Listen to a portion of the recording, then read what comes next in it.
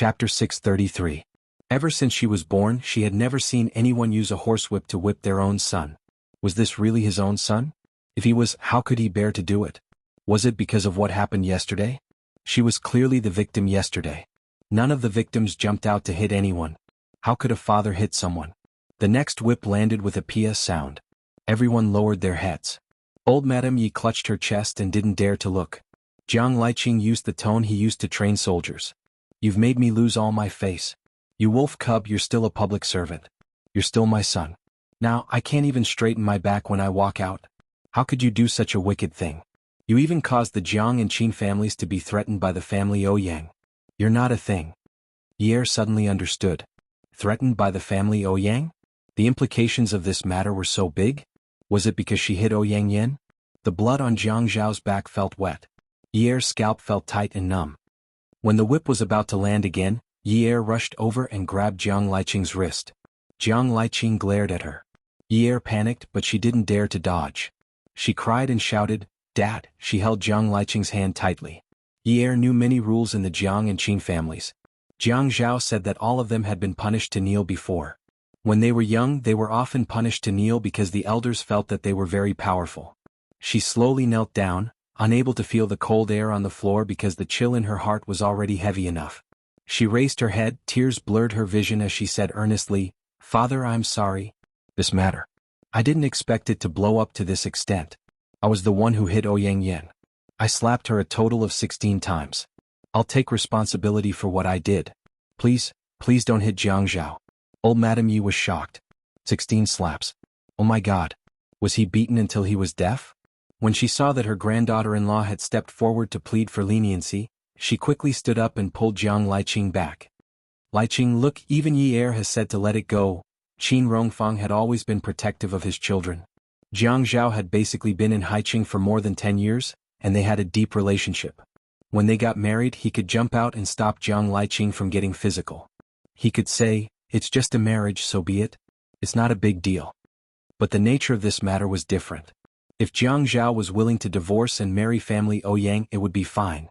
But if he wasn't, it would be a mess. Seeing that Ye had stepped forward, Qin Rongfang thought that the time had come. He couldn't hit him anymore. "Liqing, it's about time. 2 lashes. You'll have to recuperate for at least half a month." When Jiang Zhao turned around, the frown that had been on his face when he was being hit earlier had disappeared. When he saw Ye kneeling on the ground, he couldn't help but laugh. He tugged at Ye's sleeve. "Yunyi, get up. Someone will help you vent your anger. When you're no longer angry, let's go home, okay?" Ye's heart ached. This wasn't the right way to vent his anger. He let go of Jiang Zhao with one hand, but he didn't dare to let go of Jiang Liqing's hand with the other. He pushed Jiang Zhao away and said, "It's none of your business." "All right, I won't bother with you. Get up. Don't kneel. It's winter. Or you can go home first. Don't stay here and watch. Just think that I deserve to be hit.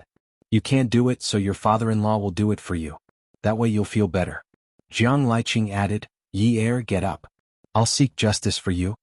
In Jiang Liqing's eyes, regardless of whether he sought justice for his daughter-in-law, Jiang Zhao's son still had to be taught a lesson. Now that this matter had escalated to this point, the elders on both sides were alarmed. His mother had refused to take a plane for many years and had risked her life to come to Haiqing. This wolf cub was unfilial. It would have been better if Ye hadn't heard what Jiang Liqing said. After he heard what Jiang Liqing said, he immediately plucked up his courage and snatched the whip from Jiang Liqing's hand. He quickly stood up and turned around. Jiang Liqing was stunned. Ye had already rushed up to Jiang Zhao and raised the whip. He raised his hand to wipe away the tears on his face and sniffed hard.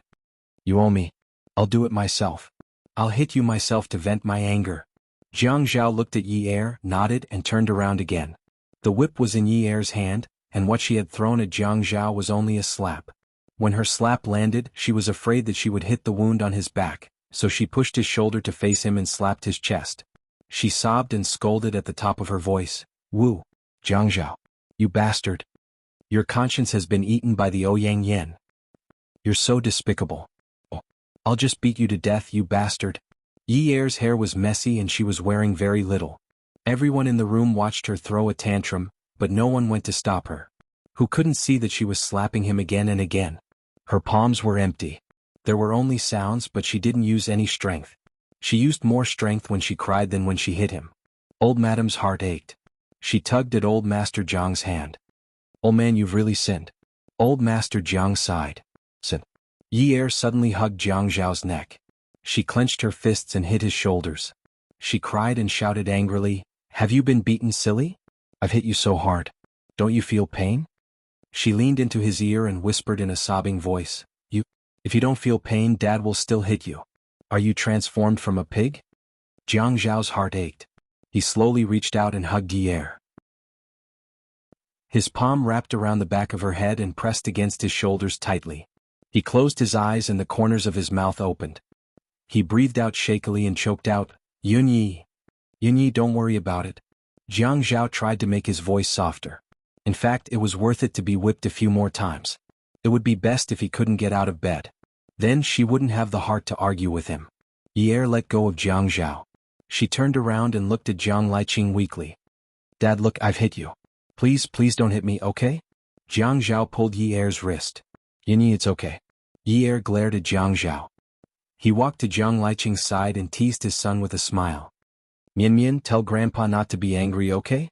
Mian Mian, tell Grandpa that everything goes well." Mian Mian reached out his chubby hand to grab Jiang Liqing's epaulette. The epaulette that represented the military rank had a silent dignity. Mian Mian leaned over and kissed Jiang Liqing's face. Then he said, "Grandpa, everything goes well. Mian Mian wants this." The whole family laughed. "Ah, you little brat. You're not even 2 years old yet you want either a whip or an epaulette.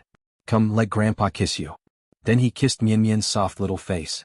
Yi Er saw this and quickly picked up the coat on the ground and put it on Jiang Zhao. Jiang Rui threw Mian Mian into Jiang Liqing's arms so that he wouldn't be free. He also instigated Mian Mian. "Mian Mian, Grandpa has a gun. Kiss Grandpa a few more times and let him bring you to play with guns." Jiang Rui made a shooting gesture for Mian Mian to see and added, "Pia. Pia." He tempted Mian Mian. A boy's toys were always guns or cars. Mian Mian was no exception. When she heard Jiang Rui say that Jiang Liqing had a gun, she reached out and hugged Jiang Liqing's neck excitedly. "I love Grandpa, I love Grandpa. Grandpa is the most handsome." Then she laughed and snuggled into Jiang Liqing's neck. Everyone in the Jiang family said that Mian Mian was a little devil, but they all liked this little devil very much. Although he was mischievous, he spoke early and knew how to flatter. Xiang Wan and Jiang Rui had a good relationship. The child was also influenced by his parents and did not cry easily. Xiang Wan often taught Mian Mian to please Old Master Jiang and Old Madam Jiang. At this time, the little devil used this method on Jiang Liqing and it was very effective. Once Jiang Liqing was entangled with Mian Mian, Qin Rongfeng, Old Master Jiang, and Old Madam Jiang quickly went over to surround them. Old Madam Jiang was fanning at the side. "Mian Mian, Grandpa is going to die from your flattery." "Ah." Xiang Wan walked to Jiang Rui's side and touched Mian Mian's neck. "Baby, Grandpa's shooting skills are very accurate. He looks so handsome when he shoots. He's a sharpshooter. Can our baby learn how to shoot from Grandpa in the future?" Jiang Liqing couldn't stand it when he heard someone flattering him. Mian Mian hugged Jiang Liqing excitedly and refused to let go. "Ah, I love Grandpa. Grandpa is handsome. Let's shoot." "Bi." Yi Er dragged Jiang Zhao away. Jiang Zhao didn't want to and couldn't. Yi Er gently tugged at Old Madam Jiang's sleeve. "Grandma, can you tell Dad that we're leaving first?" Old Madam Jiang couldn't wait for Jiang Zhao to leave quickly. She turned her head. Liqing, Mian Mian was still making a fuss on the plane from Jiang District. "Now that he's not making a fuss anymore, he likes you a lot. Can you help him play with you?" Jiang Liqing wasn't a fool. How could he not see that his family was getting along well? After all, he was old now. He wasn't as hot-blooded as he used to be when he was young. He had used all his strength to whip Mian Mian twice and saw blood. Just like what his father-in-law said, Mian Mian had been recuperating for half a month. In fact, his heart ached for her too. Hence, he carried Mian Mian and walked out of the hall. When he passed by Jiang Zhao, he said, "Go back and reflect on yourself." Old Madam Jiang pushed Jiang Zhao and said with a sullen face, "Why aren't you going back with your wife? We won't let you stay for dinner today." Old Madam Jiang wasn't sure if Jiang Liqing would throw a tantrum again after a while, so she felt more at ease sending him away. Yi Er forgot to exchange pleasantries with the whole family and hurriedly pulled Jiang Zhao away. Qin Fian sat on the swing in the side courtyard. It wasn't that he didn't hear the commotion in the main hall. It was so loud that it was hard not to hear it. He thought to himself that the 2 whippings he took today were worth it. He raised his wrist and looked at the time. The surface of the watch was clean and bright, and the diamond inside shone brightly under the sunlight. He tapped the surface of the watch with his other hand and chuckled. Fake watch, what a beautiful fake watch. Jiang Zhao thought that the matter was over. Since Yi Er had jumped out to help him, he thought that since he had already lost his face, why should he care? It turned out that there was no difference between losing face once and losing it 10 times. Hence, he sat in the front passenger seat and pulled Yi Er's hand. Honey, I'm hungry.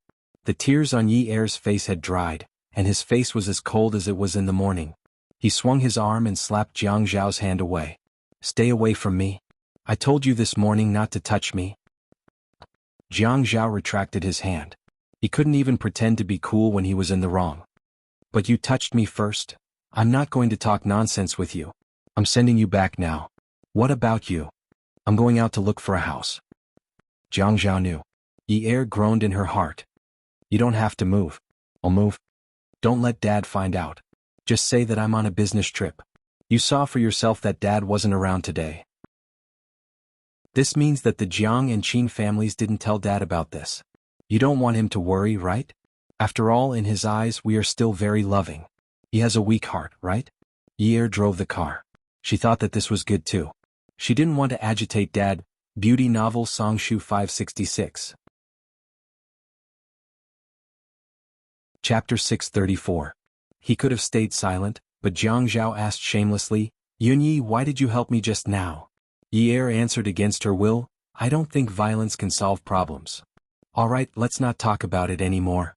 Jiang Zhao said dejectedly, if you don't want to tell me, I won't ask.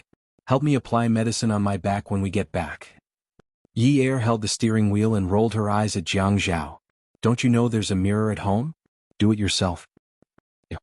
Jiang Zhao straightened his back and almost hissed in pain. He couldn't pretend to be calm anymore. He wanted to say that he could move out, but his back was injured and it would be convenient for her to help him apply medicine if he stayed at home to recuperate for 2 days. 2 days was 2 days, but she was so ruthless. How do I apply medicine on your back? I can't turn my hand. There are beauty salons and massage parlors in the neighborhood. Take your medicine and give them some money to apply it for you. Yi Er snorted coldly after she said that. In this world, everything will turn if you leave someone. I don't believe that you can let your back rot without me applying medicine for you. If you really can't do it, there are so many servants in the Qin family. You can go back to the Qin family every day to eat with them. Yunyi. A day as husband and wife means endless devotion for the rest of your life. That's how you are. Jiang Zhao couldn't care less and started to take advantage of her. Yes, it was broken when you did that stupid thing yesterday. What's there to be grateful for? Yi Er's temper was like that of a hooligan. She was already a broken jar in front of Jiang Zhao, so she wasn't afraid of falling. But you helped me just now. Jiang Zhao was so anxious that his neck turned stiff. I was impulsive. Now that I think about it, why did I do that? You're going to be someone else's husband in the future. I'm protecting you so well, so I'm protecting her. I'll stop the car and you can take a taxi back to get whipped. Yi Er said heartlessly and really stepped on the brakes. Get out of the car. Why should I get out of the car? Go back and get whipped. Out of sight, out of mind. Yunyi, you're such a dishonest woman. Jiang Zhao gnashed his teeth. Yi Er sneered, you can't wait for me to die. If I die, you'll write widowed in your book. Then you can openly marry that living woman, right? Hurry up and go. Hurry up and live together. I can't be bothered to look. Jiang Zhao reclined his chair and glared at Yi Er before falling down. There was a wound on his back and it hurt so much that his flesh twitched. He was too embarrassed to scream, so he immediately turned his back to Yi Er and ignored her. Yi Er thought to herself that he had finally stopped. She really didn't want to talk nonsense with him. Her heart ached when she saw him injured, but when she saw him alive and kicking, she felt annoyed. She was just asking for it. Yi Er and Jiang Zhao returned to Ninth Mansion. When the elevator door opened and they walked out, they saw Yun Hongwei standing at the door with a worried expression. Yi Er panicked. Oh no, she had seen the marks on her face in the morning. They were no longer swollen, but there were still some marks. Yun Hongwei walked over quickly, but he didn't seem to care about them at all. The moment he arrived, he reprimanded them. If you two want to eat supper, then eat supper. Why did you fight with a hooligan? Yunyi, you're not young anymore. You should be clear about your status. Don't be like how you were in the past, stirring up trouble for no reason.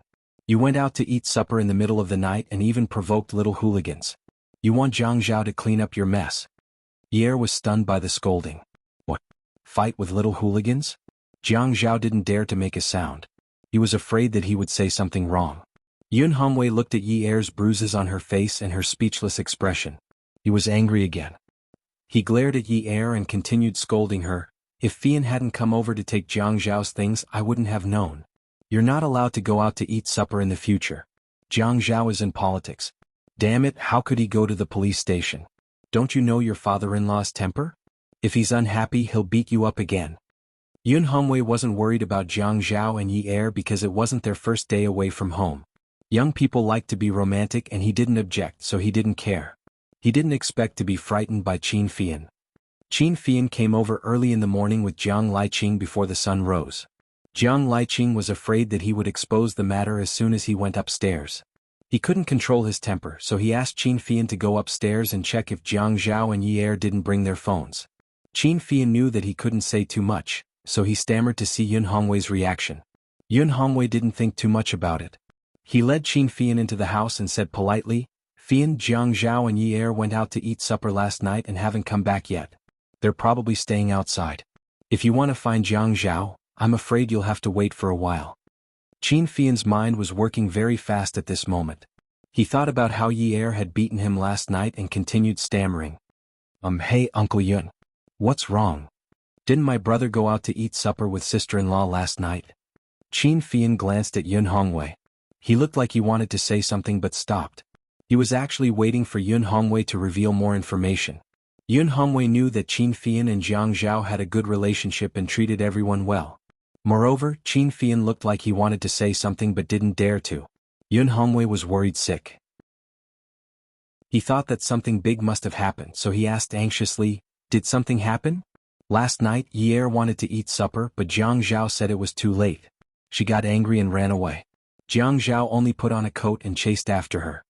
He said he would take her out to eat and hasn't come back yet. Uncle Yun. Qin Fian pulled Yun Hongwei into the living room. I'm going upstairs to my brother's room to get something.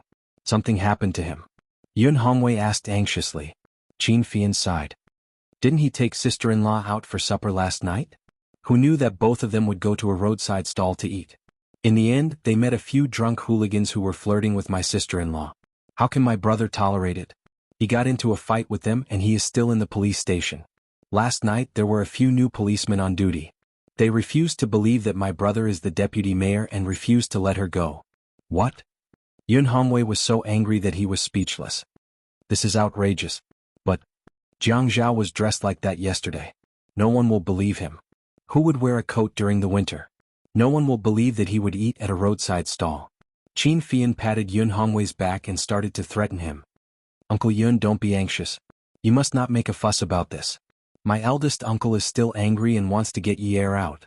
Although it is easy for him to get Ye out, he still wants to save his face. If you throw a tantrum again, my eldest uncle will surely beat my brother up. You must bear with it. My brother is also trying to protect sister-in-law. That's why he got into a fight with those hooligans. Am I right? Yun Hongwei listened to Qin Fian's analysis. How can he lose his temper? I'm going to deliver some clothes to Zhang Zhao. Last night, I saw that he was only wearing a coat and nothing underneath. Don't. Qin Fian put his arm around Yun Hongwei's shoulder, pushed up his glasses and pushed him to sit on the sofa. Uncle Yun, you don't know my uncle-in-law's temper. Even if you are his in-laws, he still wants to save face. Now that he's in the police station looking for someone, if you go, he will definitely feel that he has lost all his face. He will definitely vent his anger on my brother. He will definitely say that my brother made him unable to straighten his back. He will feel that he has never bent his back in his life, you know?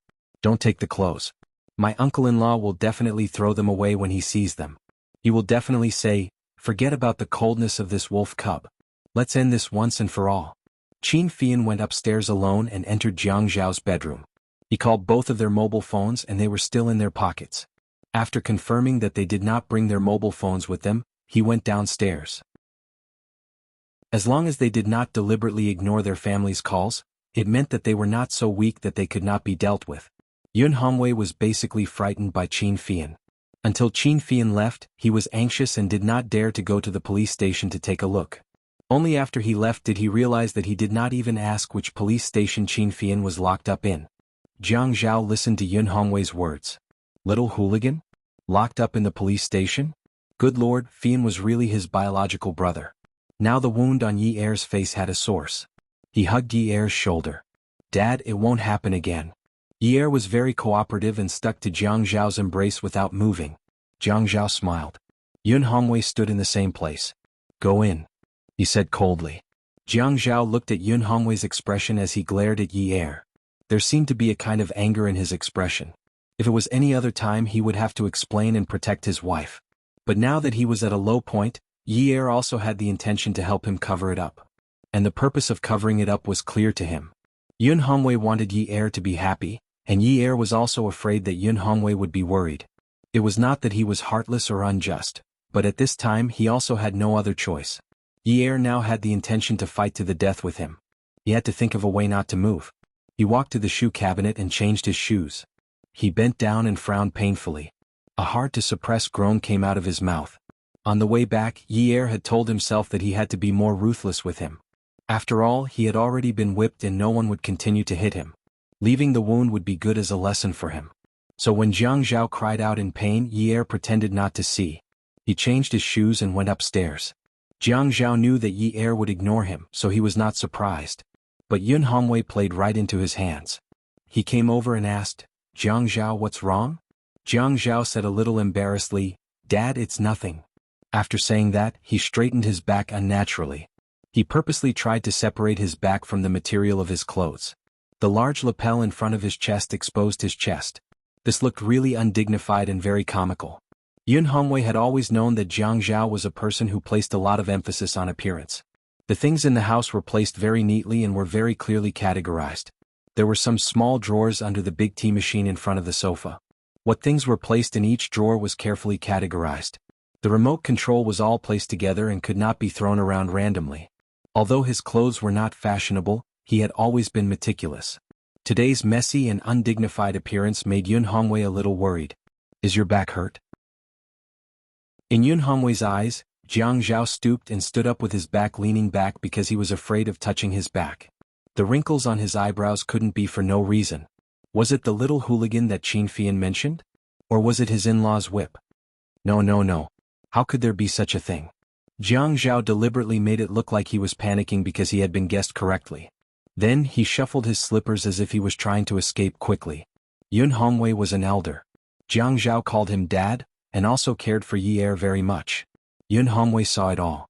His son-in-law was good to his daughter, so what more could he ask for? He was definitely satisfied with Jiang Zhao. At this moment he was dodging because he was afraid that he would worry. Jiang Zhao, take off your jacket. Yun Hongwei was unwilling to let Jiang Zhao go. Dad, why do I have to take off my jacket? It's so cold. The temperature in the house is constant. There's also floor heating. How can it be cold? Come and see. Xinwu 799. Chapter 635. After a long period of stalemate, Jiang Zhao reluctantly took off his jacket, revealing his perfect upper body that was firm and not too fat. Then, under Yun Hongwei's request, he reluctantly turned his back around, revealing his bloodied back to Yun Hongwei.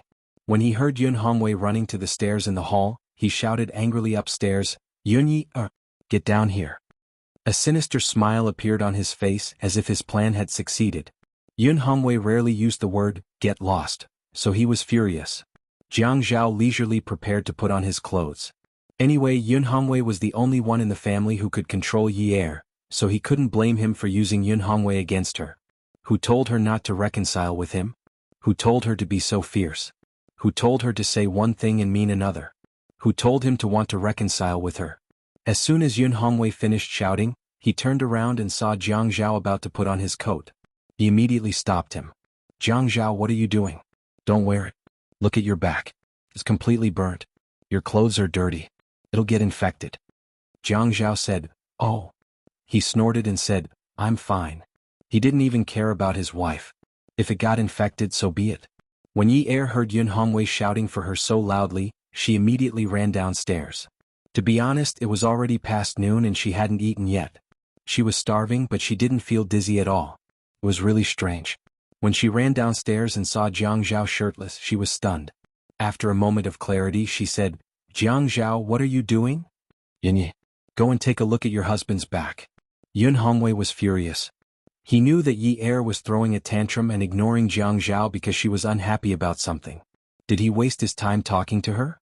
Even if she was throwing a tantrum, her husband, the pillar of the family, was severely whipped. How could she run upstairs like this? Jiang Zhao said embarrassedly, "Dad, I already said that it's fine." Yun Hongwei did not answer Jiang Zhao. Instead, he looked at Yi Er and said coldly, "Yun Yer, take Jiang Zhao to the hospital immediately. Otherwise he will be infected." When Yi Er saw Jiang Zhao's pitiful look, he got angry. Really, who didn't know how to act pitiful? She knew how to do it too. This was something she used to do often in the past. Besides, because of her today, his injuries were already very light. If he went to the hospital again, wouldn't he immediately be alive and kicking? Isn't it just 2 whips? It's not like it's 10 lashes. Just apply some medicine at home. Why do you need to go to the hospital? In fact, Jiang Zhao knew that the wound on his back had already split open. His back was soaked with sweat and there was the smell of blood.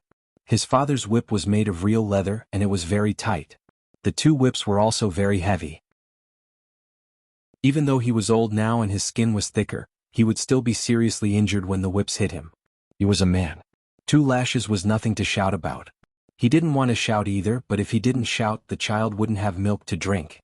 "Yun Yer, don't you dare mock and ridicule me like this again." Yun Hongwei roared at Yi Er. Jiang Zhao didn't mind Yi Er's heartless words.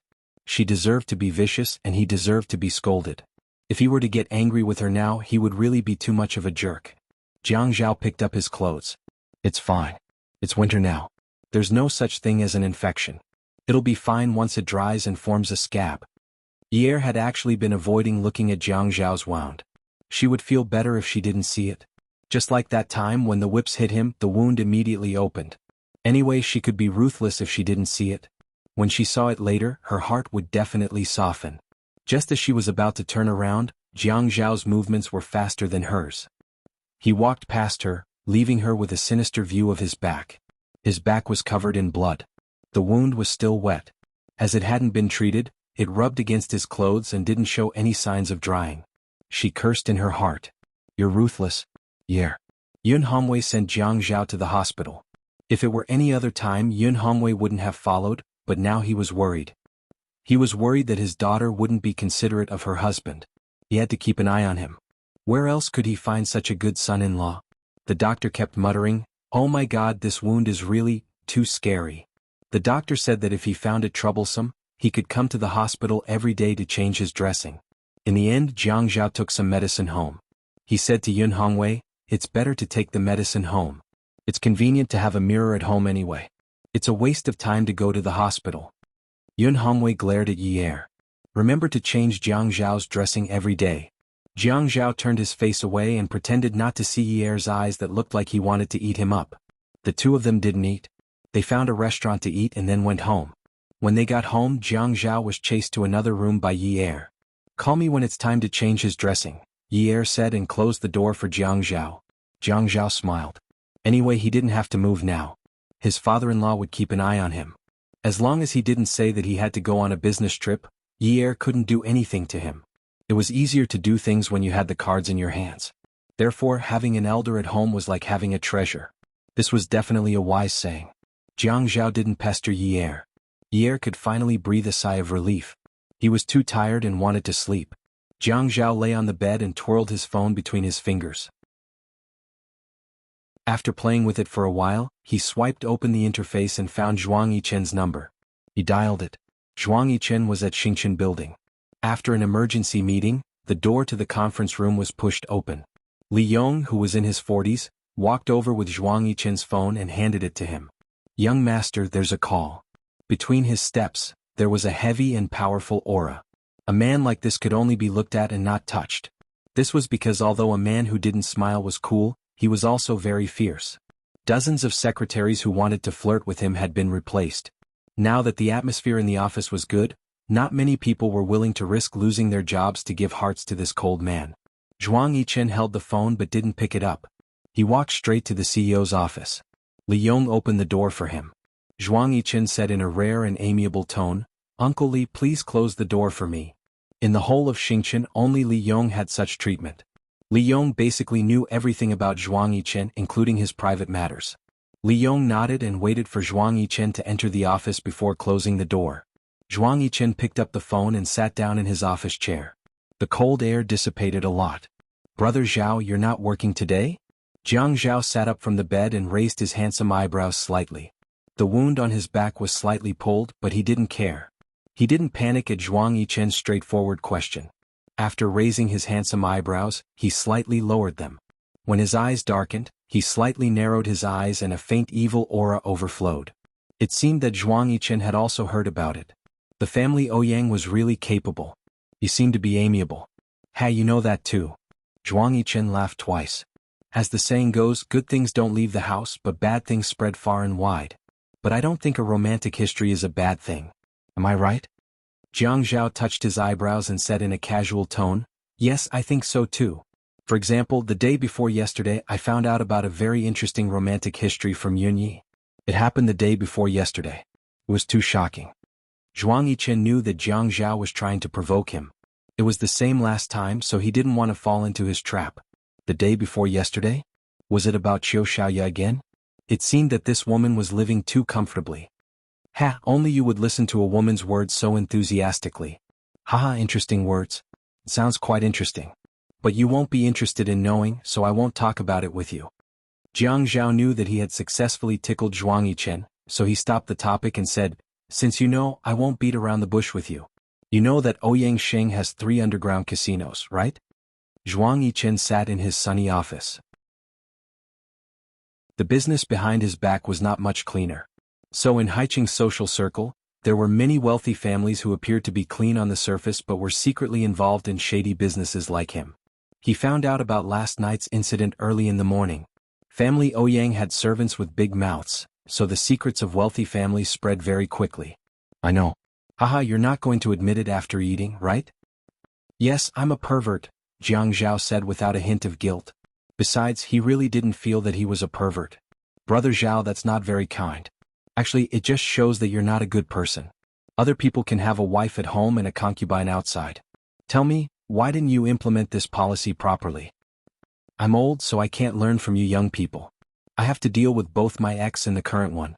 How can I have the energy to do that?" Zhuang Yichen's face darkened. How could he not understand Jiang Zhao's meaning? "You really don't have the energy now. Tell me, where do you want to put your energy?" "Ouyang Xing has 2 underground casinos in Haiqing. You know that?" "Yes, I know." Zhuang Yichen thought to himself, "In this life you can mess with anyone but Jiang Zhao. Whatever you do, don't let him know. Otherwise, if he's unhappy one day, he'll definitely destroy your nest." "How's the business of your casinos?" Jiang Zhao asked calmly. "Thanks to you, I can make a living." Zhuang Yichen laughed dryly. Jiang Zhao was always like this. He could have asked, "What's the benefit?" But instead he used words to shut him up. Jiang Zhao asked, "How many people are selling firecrackers in your place?" "In written language, firecrackers are called loan sharks. I don't care. My subordinates are. If he were to take care of the loan sharks, he wouldn't have to do anything else. Then tell the manager tonight to let the firecrackers bring some of your guests to Ouyang Sheng's place to gamble.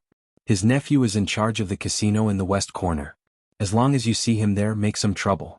Remember, you must only make trouble when his nephew is there. That guy is timid and can't take it. He's just an embroidered pillow. Haha, Brother Zhao, if my men go in, you have to get them out. I don't believe that people can keep their mouths shut these days." Although Zhuang Yichen knew that there was a risk, he believed that Jiang Zhao had the ability. They had been in a difficult situation for many years, so they were confident. "Yes, I know. I'll make the arrangements." Zhuang Yichen listened to the phone and nodded. He asked again, "Since you know where his casino is, why don't you just destroy it and show him who's boss? Don't tell me you only want to expose his nephew and damage his reputation a little?" He didn't believe that Jiang Zhao was someone who would go easy on him. "What do you mean by showing him who's boss?"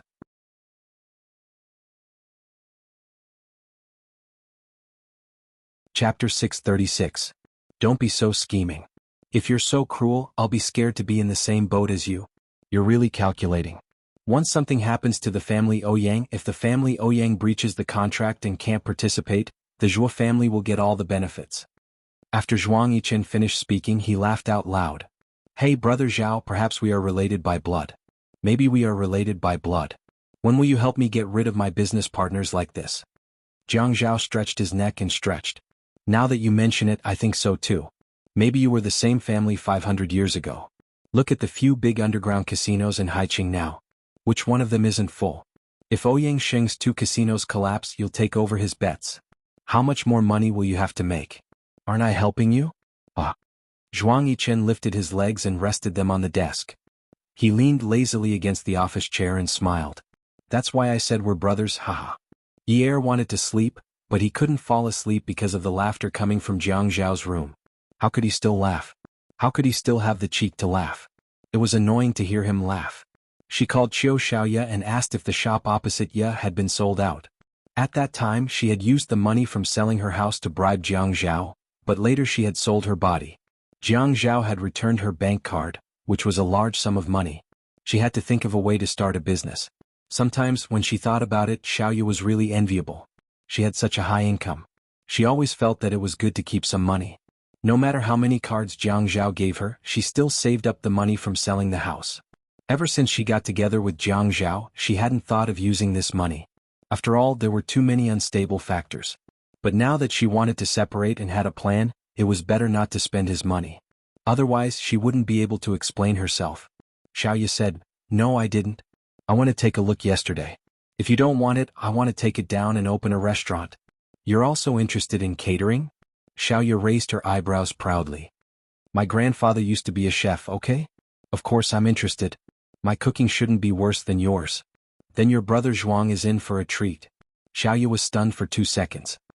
He doesn't like it. They had never eaten together at home and had only eaten a few meals outside.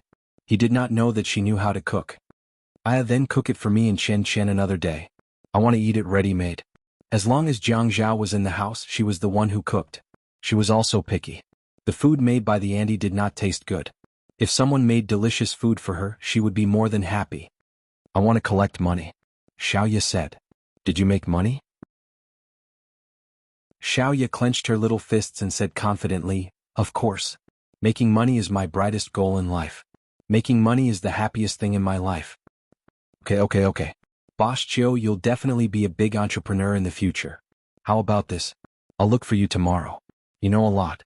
Help me take a look at the shop and give me some advice. Okay, it's free. Just treat me to a meal at Sea Moon Restaurant. You're so generous. Jiang Zhao hung up the phone. He could only lie down to rest. He was not used to sleeping like this. Thus, he held his phone in his hand and scrolled through the photos. When he saw Yi Er's side profile, he was very satisfied. He typed a message and sent it to Yi Er. "Honey, when are we going to take a set of wedding photos?" Jiang Zhao kept staring at the screen until he almost fell asleep, but he did not receive a reply. God, they were living under the same roof and she was already so arrogant. What if she was still like this when she went to class or opened the shop? Wouldn't he be worried sick if she didn't answer his calls or reply to his messages all day long? He got out of bed and opened the door. Their room was at the end of the right, so it was only a few steps away. He gently turned the lock. It was not locked from the inside. A crack slowly opened. The woman on the bed was sleeping very soundly. After a day and night of torment, it was hard not to be tired. He took off his slippers, climbed onto the bed and lay down beside her. He snuggled closer to her, but it was not enough. He put his arm around her waist. It was more comfortable hugging her, so he snuggled closer. Then both of their breaths began to even out. In the family Ouyang's old mansion, Ouyang Yen had been sitting at the top of the stairs ever since the Qin and Zhang families left. Ouyang Sheng was anxious, but it was useless. "Yun, don't keep quiet. Say it. Yun, tell Grandpa what you want. Grandpa will satisfy you." "What do you want to do? Eat something?" Ouyang Yen slowly raised his head. His face was bruised and his eyes were red and swollen. Tears rolled out of his eyes.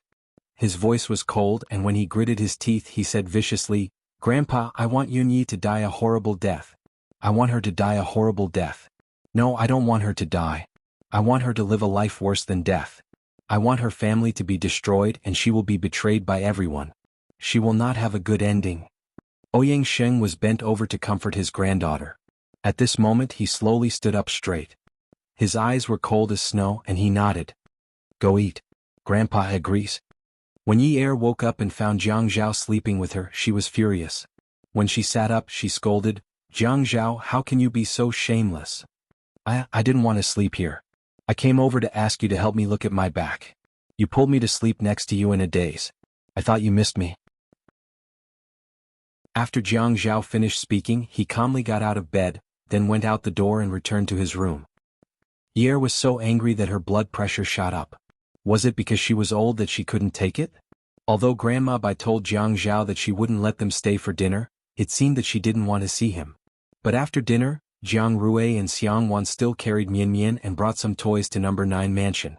Ye served them tea. Jiang Rui and Jiang Zhao went to the study. Yi Xiang Wan and Mian played games in the living room. A pile of building blocks was on the ground, and the three of them sat around the building blocks. It was very comfortable to sit on the ground in a house with floor heating. Xiang Wan praised Yi for being able to make children happy. It was really rare. Yi put the building blocks in front of Mian and said, "Because I have a younger brother at home. I've been playing with him since young.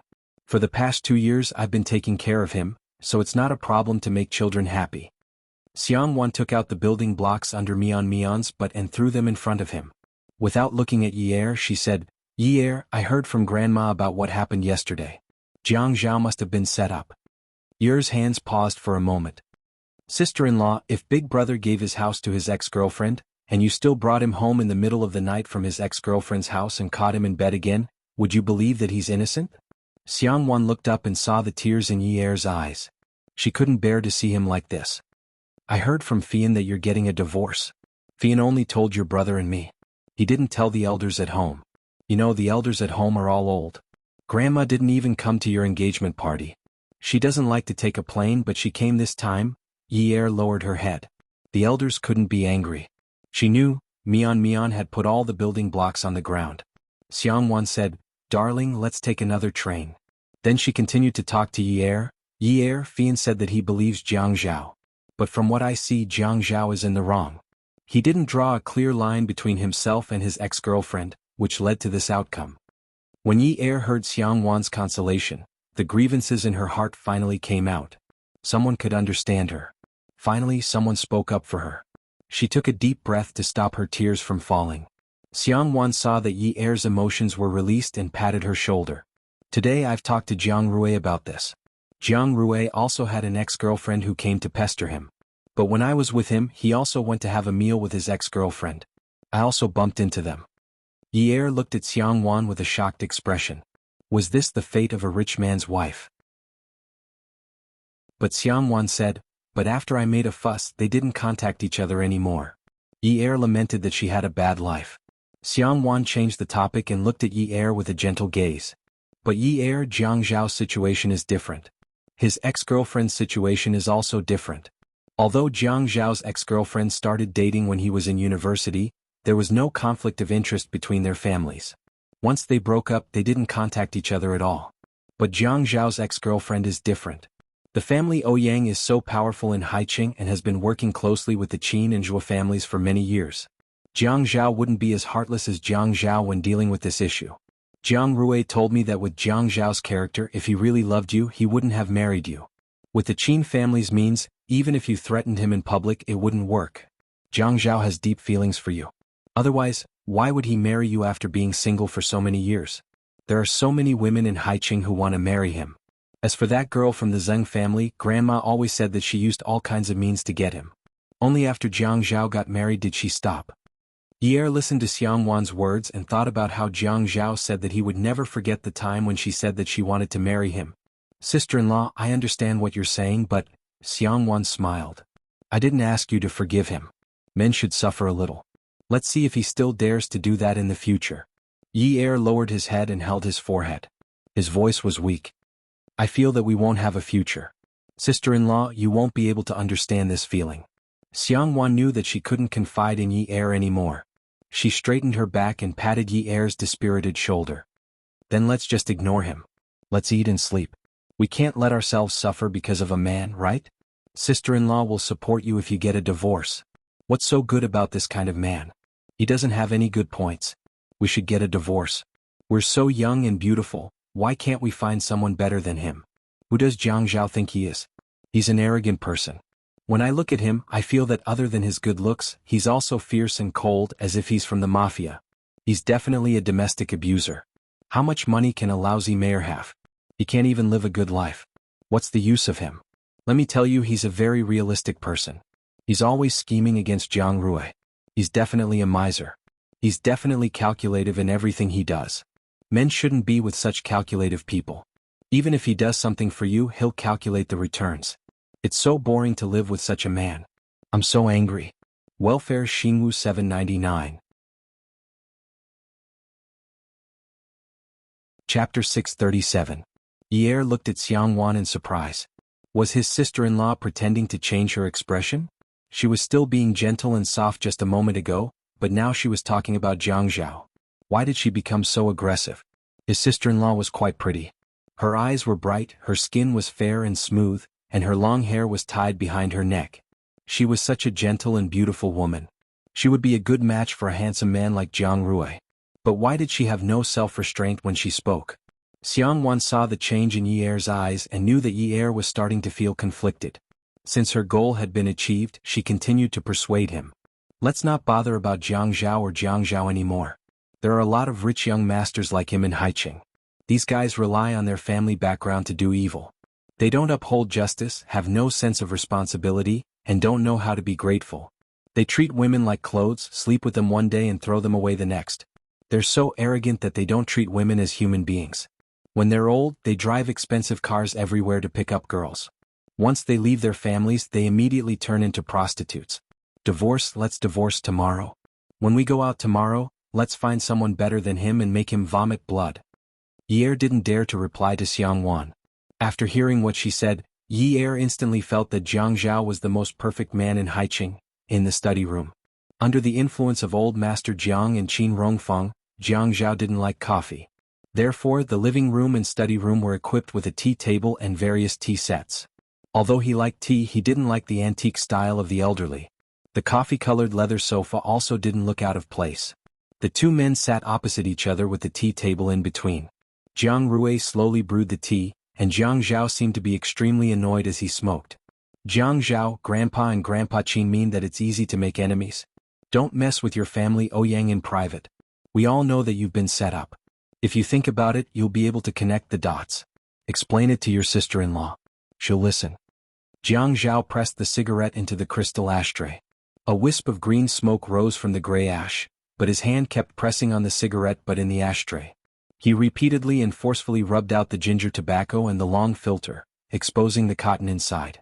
Staring at the tobacco and ash in the ashtray, Jiang Zhao said gloomily, "Big brother, I understand what you're saying. I also know that I've been set up. I explained to Yunyi, but she couldn't accept it and didn't want to listen to me." Jiang Zhao sighed almost inaudibly. "Actually, for this matter, from your point of view, it's enough to explain it.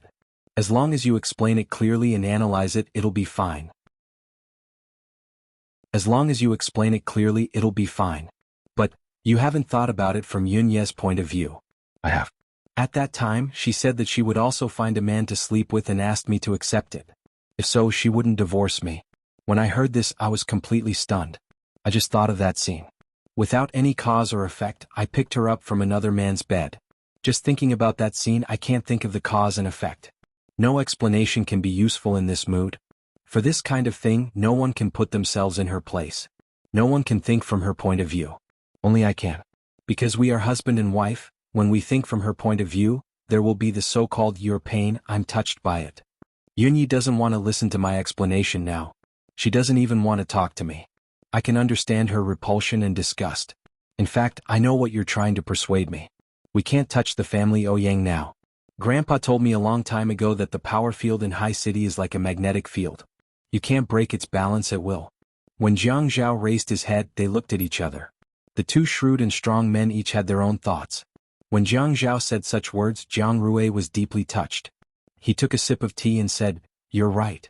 My way of persuading you is very inappropriate. When you got married, I said that based on my understanding of you, if you don't want to marry someone, it's useless even if you put a knife to your neck. In fact, I was right? It's a kind of luck and a blessing that a husband and wife can be together when they have a good relationship. Fian also told me the details of what happened last night. I also saw how sister-in-law protected you today. The two of you have such a good relationship. You shouldn't separate because of some external forces. But now that it has happened, you have to deal with it calmly. You have always been a calm person. I hope you won't be too anxious and impulsive. Jiang Rui also knew that Jiang Zhao was a very vengeful person. Of course, except for Jiang Ji, who was more tolerant, the rest of the Jiang family should be vengeful. Jiang Zhao touched the tip of his nose and looked at Jiang Rui. Brother, I'll tell you frankly. Now for the old people, I will tell them that the family Ouyang schemed against me. I don't care about it. I just don't want to have any contact with them anymore. I think it's okay to lie to them and let them be at ease. It's okay. When Jiang Zhao paused, his eyes suddenly became fierce. But Ouyang Sheng made my family Ouyang so upset. I can't just let it go. If Yun Yi can live peacefully for a while, I'm still in the mood to let it go. But if Yun Yi has to divorce me because of this matter, even if all the people in the Jiang, Qin and Zhou families oppose me against the family Ouyang, I won't let him go. Jiang Rui laughed. I'm not surprised that you have such thoughts. If you can bear it, I won't miss you. Don't say it as if you know me very well. Jiang Zhao also laughed suddenly. By the way, didn't Ouyang Sheng want to set up a 7-star hotel with you since the year before last? He has no experience in hotels. Why don't you ask him to pay for it? Jiang Rui naturally knew that when Jiang Zhao said to pay for it, Ouyang Sheng probably couldn't get the money. Jiang Zhao, I'm here to persuade you not to make trouble. You're pushing me into the pit again. Besides, it's very difficult to cheat that old guy of his money. What's so difficult about it? Our family has the strongest political relationship between Jiangzhou and Hai City. It's easy to get the approval. With the approval, I'm afraid that he will be so happy that he will forget everything. Jiang Rui nodded slowly and said, then the plan is well thought out. Let's discuss it. I'm also very uncomfortable that Grandma is here this time. Okay. When you take his money, you have to give half of it to me. Jiang Zhao seemed to be in a better mood. He rolled up his sleeves and began to drink tea. You want me to do the hard work and you want to share the money? What are you dreaming about? There's no hard work. I helped you find a shareholder who doesn't want dividends in your 7-star hotel. I have to sort out the layers of relationships in the middle. I should be the one doing the hard work. Come on. You just want to vent your anger. Jiang Rui was worried. The family Ouyang's money will rise even if we lose this part. By then there will be a lot of trouble. Don't worry. I'll make him unable to rise. Don't be too cruel. After all, we're family friends. He was heartless first. You can't blame me. Jiang Zhao stretched his neck and said, Brother, it's enough that we know about this. Don't let the ancestors of the family know about it. Jiang Rui said, You don't have to teach me. Anyway, you just have to handle it well. Don't let others think that the Jiang family is deliberately scheming against the family Ouyang. Business needs to be open and above board, right? Yes. We are all people who do proper business. Jiang Zhao picked up the small teacup and drank it. He found that his taste buds were sensitive. The tea had become more fragrant today. Hai City was a brightly lit city. On the surface, it was bright and prosperous, but in many inconspicuous corners, there were dark and sinister forces. West Corner Village was an urban-rural junction on the edge of Hai City. The buildings built by the local villagers were basically rented out. The rent was cheap, so many outsiders gathered here. There were all kinds of people and the public security was relatively chaotic. It was also such a place where outsiders came in and out, and where there was a large flow of people, but some forbidden places could develop steadily. The largest underground casino in West Corner was in this village that looked dirty and messy. A white, old commercial van with a long license plate had its windows covered with cellophane that couldn't be seen through. When it passed by the bridge and drove to the south gate, the bearded man and the scarred nose each held a few black towels in their hands. The scarred nose said politely to the men and women in the back seat of the van, Bosses, according to the rules, you have to cover your eyes. I'm sorry. They all nodded and said, It's not the first time we came out to play. How can we not know the rules? Let's do it according to the rules. Okay. The driver drove seriously. The bearded man and the scarred nose covered the eyes of the people in the van who were going to gamble at a new place. After the car went down from the bridge, it went straight to the south gate, but now it was going north. After a junction, there was a big turntable at the crossroads. The van drove around the turntable twice and then went south. At the second traffic light, it turned left. After going straight, it turned back again. There was a piece of land that had just been bought. It was still barren and there were bricks and small mounds everywhere. Tall weeds grew everywhere and it was very messy. When the van drove in, it was as bumpy as an off-road vehicle in a drag race. Everyone was wearing their seatbelts. Some were very calm as if this was not a rare situation, but some were very uneasy and their hands were shaking. The bearded man comforted them. Bosses, don't worry. Although this road is not easy to walk and it's a little far, we'll be there in a while. It's okay, a burly man replied calmly with a smile. The van went around in circles and arrived at West Corner Village. The few people who were covered by the cloth only knew that after a bumpy ride, they were brought out of the van with their bags of cash. They could not remove the cloth, so they had to be supported by others as they walked. The road was not smooth and they would occasionally go down a few steps, then go up again after a while. They did not know how long they had been walking. In the end, they heard noises that were getting louder and louder. Some people were shouting, some were shouting, and the dice in the dice cup were colliding violently. When they pulled the cloth away, the few of them saw a scene that made their blood boil. Although the decoration of this place was not high-end, it had all the essentials. They could play poker, pai gow, big and small, mahjong, ñoño. They were so excited that they clenched the bag of cash in their hands tightly. The bearded man and the scarred nose said to the few customers, "Bosses, go and play. I wish you a small capital and a big profit." "Thank you for your kind words." The few of them were eager to give it a try. "We'll go over first." The bearded man said, "Scar, go to the lobby and take a look. See if Mudfish and the others are playing here today. After you greet him, you have to ask around." "Okay." The scarred nose carried the money from the firecrackers and wandered around the casino as if he was looking for business. At this moment, a thin and small man walked over. "Yo, Scar." Mudfish. Beauty novel Song Shu 566. Chapter 638. You guys are also shooting cannons at this place today? Yeah, I heard that business here is good. The people who come here are all big bosses. Money comes back quickly. Scarface put his arm around Loach's shoulder. You've made a fortune recently, haven't you? Loach spat. What fortune? I let out a sum of money last month. Damn it, the person went overseas. Damn it, the boss is angry. Your boss isn't here often. Collect the rest of the money to make up for it. Loach shook his head. He's been here all this time and the amount isn't small. It's not something that can be made up just like that.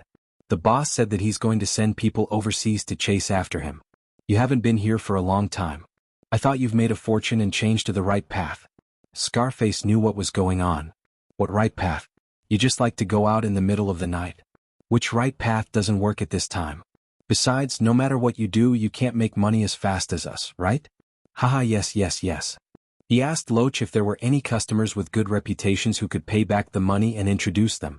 Loach generously introduced a few bosses to Scarface. An hour later, a commotion broke out in the casino. A burly man jumped onto the poker table, pointed at the dealer and scolded, "Damn it! Cheating." He pointed at the man opposite him. "You guys are in cahoots. *CK. You're bullying me, aren't you? Calm down. Who's cheating?" The burly man in charge pushed the crowd aside. The burly man stepped on the table and rushed to the cards that the dealer was about to give to the man opposite him. He pressed down on the dealer's card dealer and flipped the cards on the table. Then he flipped the cards in front of the dealer and drew. "Everyone. Is this *King cheating? There are 5 aces in a deck of cards." The casino suddenly became noisy. Just now, the man opposite them was winning the poker table. The people at the table were upset when they lost. Now that they looked at their cards, wasn't it obvious? Was a cheat. Those who came to gamble in this kind of place were not super rich, but they were worth millions or tens of millions. When they caused trouble, they were more impressive. No one knew who started it, but the poker table started to fight. For a moment, blood was flowing out of their heads. Gradually, there were cases of cheating in 3 places. When a cheater's finger was chopped off and he screamed, the casino was in chaos. Some people spread out in all directions and began to look for an exit. Someone came out with a knife to threaten them, but it was unknown who pushed them from behind and stabbed one of them. Blood splattered. After a sigh, there were screams. The bearded man slowly walked toward He Ping. Cell phones were not allowed in the venue, so they could not contact the outside world. However, Zhuang Yichen had said that time was the limit. If he could not confirm that He Ping was inside, he should give the money to his men and leave first. If he knows He Ping is inside, he will stay for a longer time. Zhuang Yichen lay on the sofa, stroking the big golden retriever's neck with one hand and looking at the time on his wrist with the other. He picked up his phone and called Jiang Zhao's personal phone. He scratched the golden retriever's neck and said lazily, Brother Zhao, the dishes are ready. Why aren't you serving them? Jiang Zhao said he got it. After hanging up, he called the Western District Police Station's captain. Captain Wen, I am afraid you will need to replace the word team with station soon. You better hurry up. Everything is ready. We are just waiting for your order. Usually, Captain Wen didn't dare to touch these underground casinos because they were protected by the director. One must know that an underground casino had to support many of his superiors' mistresses. However, the situation was different now. Since Mayor Jiang gave him the clue, the person behind him was the mayor. He had to be promoted even if he did not want to. Captain Wen, what are you talking about? When did I give any order? Jiang Zhao asked with confusion. Captain Wen suddenly regretted his rashness. At this time he could not drag Mayor Jiang down. He wanted to be the station chief and go to the Municipal Public Security Bureau in the future. He did not even know the rules of the officialdom. So he said immediately, "Boss, I have to carry out my task now. I can't chat with you. I will visit you another day." "Go ahead." Jiang Zhao smiled and hung up the phone. Looking at Jiang Zhao hanging up the phone, he sighed, "Jiang Zhao, you must hide it well. If you are so bad, who dares to mess with you in the future?" "Ah." Jiang Zhao traced the thin edge of the teacup with his finger and said with a smile, "If people don't mess with me, I won't mess with them. If they mess with me." When he tilted his head and looked at Jiang Rui, his eyes were deep, but there was a trace of ruthlessness in his smile. "I will definitely mess with them." Ouyang Xing made his home not feel like home anymore. He also wanted to let him know what it was like to be in a mess at home. 20 minutes later, a piece of breaking news was broadcasted on the radio. An underground casino in West Corner Village had surfaced, and there were hundreds of millions of yuan worth of gambling money. His henchmen had testified on the spot that the person in charge of the casino was Haiqing's fourth master, Ouyang Xing's nephew, He Ping. The Western District sent out the police immediately. The media arrived at the scene almost immediately, and the video was released to the public immediately. On the television, He Ping was being held back by the police. There were bundles of red RMB. The small ones were 10,000 renminbi each, and many of them were 100,000 renminbi bricks that were taken out from the bank. The 2 poker cards were not enough to hold them all, and they were piled up like a mountain. Scattered 100 yuan bills could be seen everywhere on the ground. There was no time to deal with it, help, or rescue. The news that the fourth master's nephew opened an underground casino immediately spread throughout Haiqing. The family Ouyang made a scene yesterday, and the lights were shining until dawn. Today there was another big scene. Ouyang Xing was caught off guard. His sister Ouyang Yu was kneeling in the living room. She had already fainted from crying and woke up again. When she woke up, she sat on the ground and leaned against the sofa, wailing, "Brother, you can't just leave him to die." He Ping was arrested this time. "With such a large amount of money, I'm afraid he's done for. I only have one son and we depend on each other for survival, brother." "What are you making a scene for? Didn't the news just come out? You're just a woman's view." Ouyang Xing shouted at Ouyang Yu, but he was also anxious. He was so worried that he had blisters at the corners of his mouth. The casino was doing well. He had made connections with all the people he could. He spent a lot of money to maintain the local police station, and he had also made connections with the higher-ups. Regardless of whether the casino was in a financial crisis or not, the casino could still make money. Therefore, under any circumstances, he had never thought of giving up on that lucrative business. Now, not only was the casino destroyed, even his nephew was locked up. The way the media reported it, it was obvious that they did not give him any face. However, the outside world did not know that he had a casino. Even his family friends did not know about his business. Who was the one behind his back doing this? Ouyang Yu got up from the ground. Her hair was already in a mess. "Brother, let's look for someone. He Ping has never suffered before. What if he was beaten up in there?" Ouyang Sheng's face suddenly turned cold. He turned sideways and shouted, "That's my nephew Ouyang Sheng. Who dares to lay a finger on him? I want to see who has the guts to do so." Ouyang Yu nodded. "Brother, let's go and take a look. I'm worried." Jiang Zhao lay in the small room and watched the replay on the TV. He still felt angry, so he took out his phone and called Captain Wen. "Captain Wen, I'm calling to congratulate you for handling such a big case. Your future is bright." Captain Wen was happy to please him. "Boss, I'm busy at the moment." "Okay, go ahead. But when the time comes, we'll see if there's any merit." Jiang Zhao hinted that he wanted someone to confess. "I'll do a good job with this case." Hence, from time to time in the interrogation room, there was the sound of a man screaming in pain. There was also someone who asked calmly, "Tell me, who's the boss behind this? Tell us clearly. We've been monitoring this place for a long time. If you don't tell us the truth, you'll suffer. Let me tell you, if you dare to lay a finger on me, my uncle won't let you off. Just you wait." Yiping was tied to the chair behind his back. At this moment he was suddenly kicked to the ground. His nose was bleeding, his teeth were bleeding, and the wounds on his skin were also bleeding. He could not continue with his threats. He could only cry out, "We're waiting. We'll record everything you say. If anything happens to us one day, the first suspect will be your uncle." Yiping looked like a sturdy man with a beard, but he was actually timid. At first he wanted to take the blame, but now he felt that there was no hope. He was arranged by Ouyang Xing to work in a place like the casino where he could earn a lot of money every day. Everyone gave Ouyang Xing face and treated him well. He was always the one who hit others. When had others ever hit him? Those who took the statement and questioned him were all as fierce as the king of hell.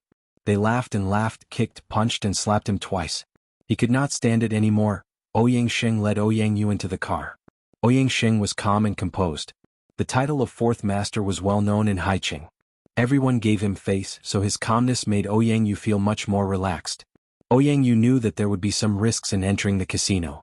However, her son had been in the casino for so many years and had never gotten into trouble. It must be her brother's credit. Since her brother was so calm, she had nothing to be afraid of. When Ouyang Xing got out of the car, he patted his clothes in a very imposing manner. Ouyang Yu walked over and tidied her hair. She hooked her arm around Ouyang Xing's arm and entered the casino together. When they found the director's office, they did not see him. After asking, they found out that he was on a business trip. Moreover, he had only left in the afternoon. He had been transferred to the countryside at the last minute. Ouyang Xing increasingly felt that this was a well-planned conspiracy, but he did not know where the problem lay. Where's the deputy director?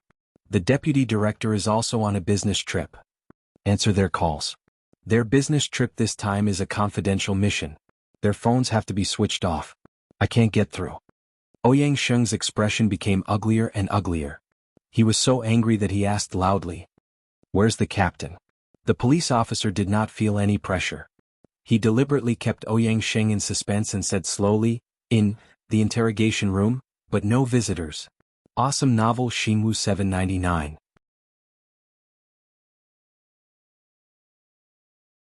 Chapter 639. What? Ouyang Xing grabbed the officer's collar. "How dare you talk to me like this? Old Mr. Ouyang, is this considered assaulting a police officer?" The officer remembered Captain Wen had told him not to give face to anyone who came to make trouble, including Ouyang Xing.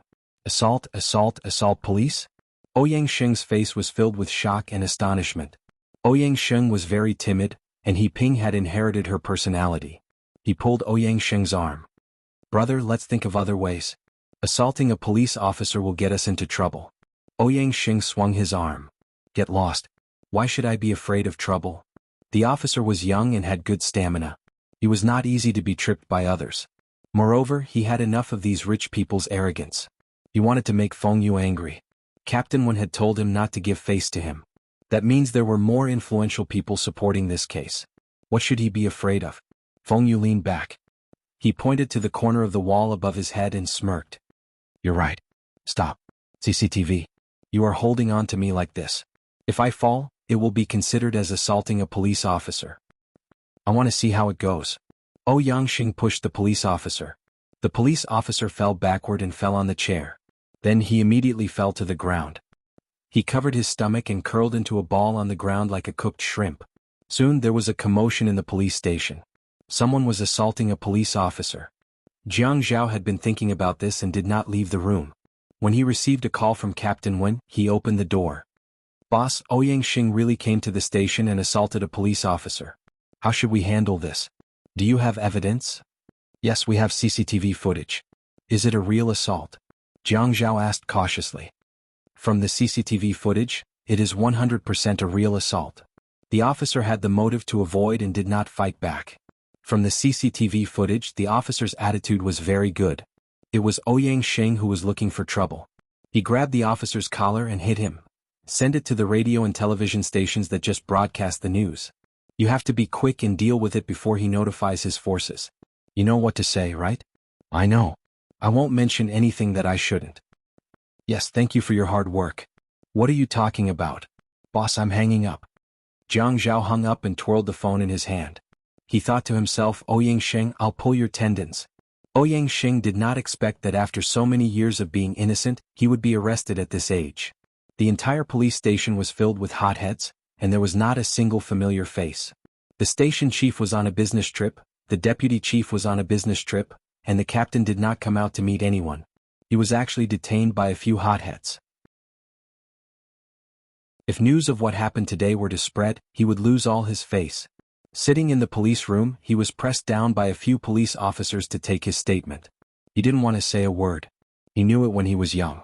Confess and you'll be lenient. If you resist, you'll go home for the new year. The more you talk, the more mistakes you'll make.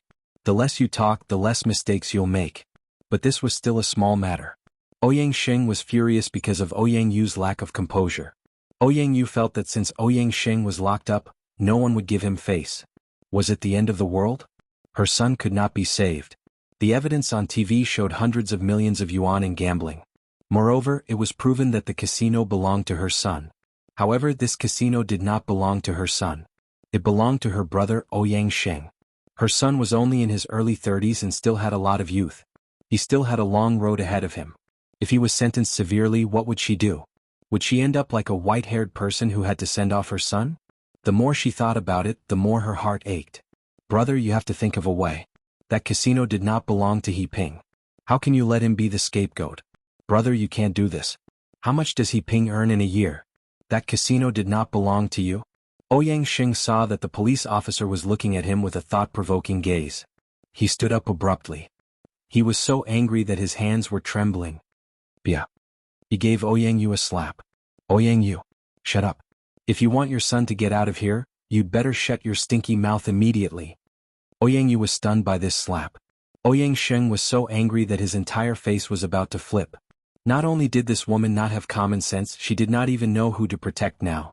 As long as he fell from the family Ouyang, how could the others stand up? Brother? Ouyang Yu looked at Ouyang Sheng, who had his head held high and chest puffed out, looking like a fiend. She didn't even dare to cry out loud. The police officer looked at each other.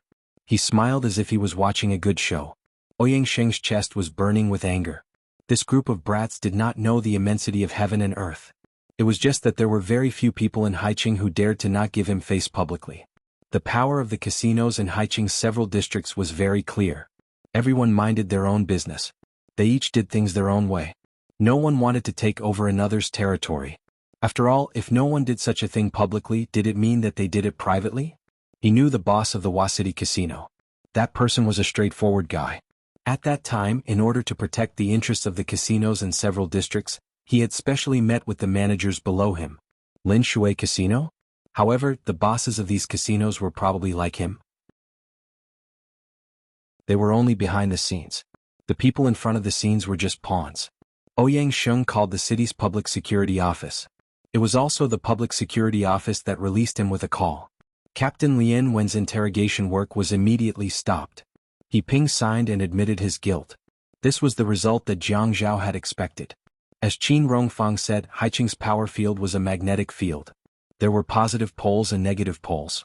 When someone cut a magnet in half, the broken parts of the magnet would no longer be able to attract each other. If they could not attract each other, they would conflict with each other. If you forced them a little, the other magnet would also use a strong force to force your strength back.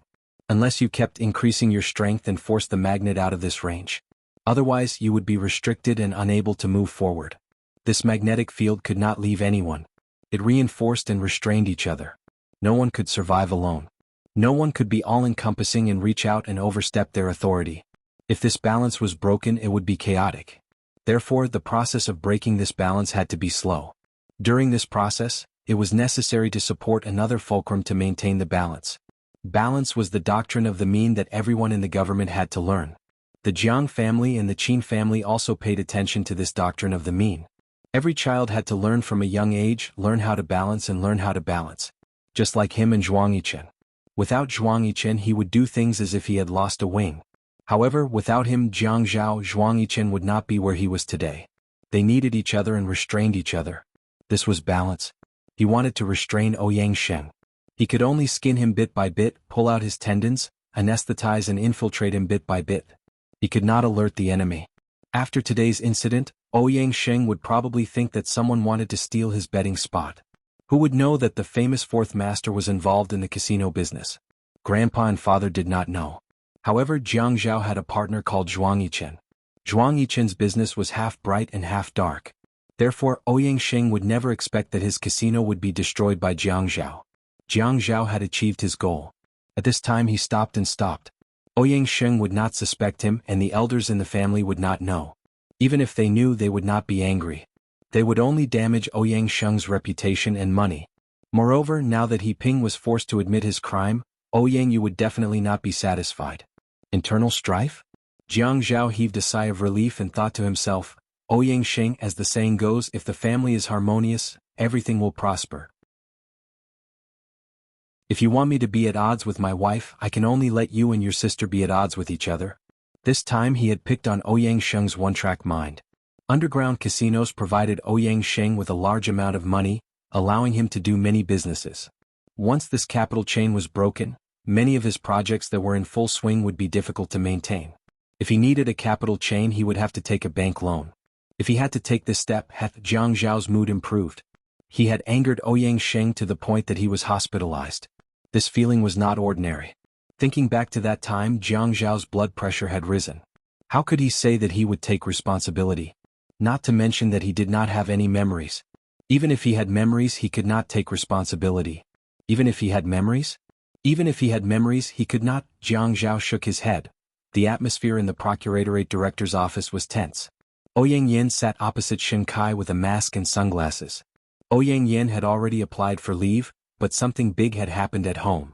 Her grandfather was hospitalized, and she was very worried that He Ping's case would implicate her family. Ouyang. She wanted to meet Shin Kai face to face, and only Shin Kai had the authority to help her with Yun Hongwei's matter. Shin Kai, are you going to help me? If I agree to be with you. Shin Kai said as he buried his head in signing documents. Tell me, your face hasn't even recovered. What are you doing here? It's enough for you to take care of for a month. Go back. Ouyang Yin seemed to be spied on by someone. She shivered as if she had reached her climax. What did you say? Inspector O. Shin Kai raised his head and looked at Ouyang Yin. Even though he was wearing the prosecutor's office uniform, he still looked a little like a hooligan. His lips were crooked, and when he opened his mouth, his smile was a little evil. Fortunately, a handsome man with such a smile was not annoying. Instead, it was a little fascinating. Sometimes don't be too confident. Agree? What do you mean agree? We both graduated from law school. Sometimes you have to think clearly about the meaning of a word. What is the basis for agreeing? The basis for agreeing is that I have a request. What request have I made that you need to agree to? You. Ouyang Yin slammed her slender hand on the desk and stood up angrily. Shin Kai, don't be so shameless. Face? My face? Shin Kai touched his cheek and continued to bury his head in signing documents. My face is still on my head. I don't need to cover it with a mask and sunglasses. Moreover, I have always felt that a woman's face is more important. Don't you women like to say that a woman looks good for herself? If you don't have a face, who else can you please? Shin Kai had always been a sharp-tongued person. It was not that Ouyang Yin had not experienced his sarcastic and mean way of speaking. The last time they ate at Haiyue restaurant, Shin Kai's attitude was not much better. However, Shin Kai's sarcasm today made Ouyang Yin feel unusually uncomfortable. Shin Kai, if you don't want to help, then don't help. Is there a need to be like this? I don't think there's a need, but didn't you still ask? What do you mean? Awesome novel Xingwu 799.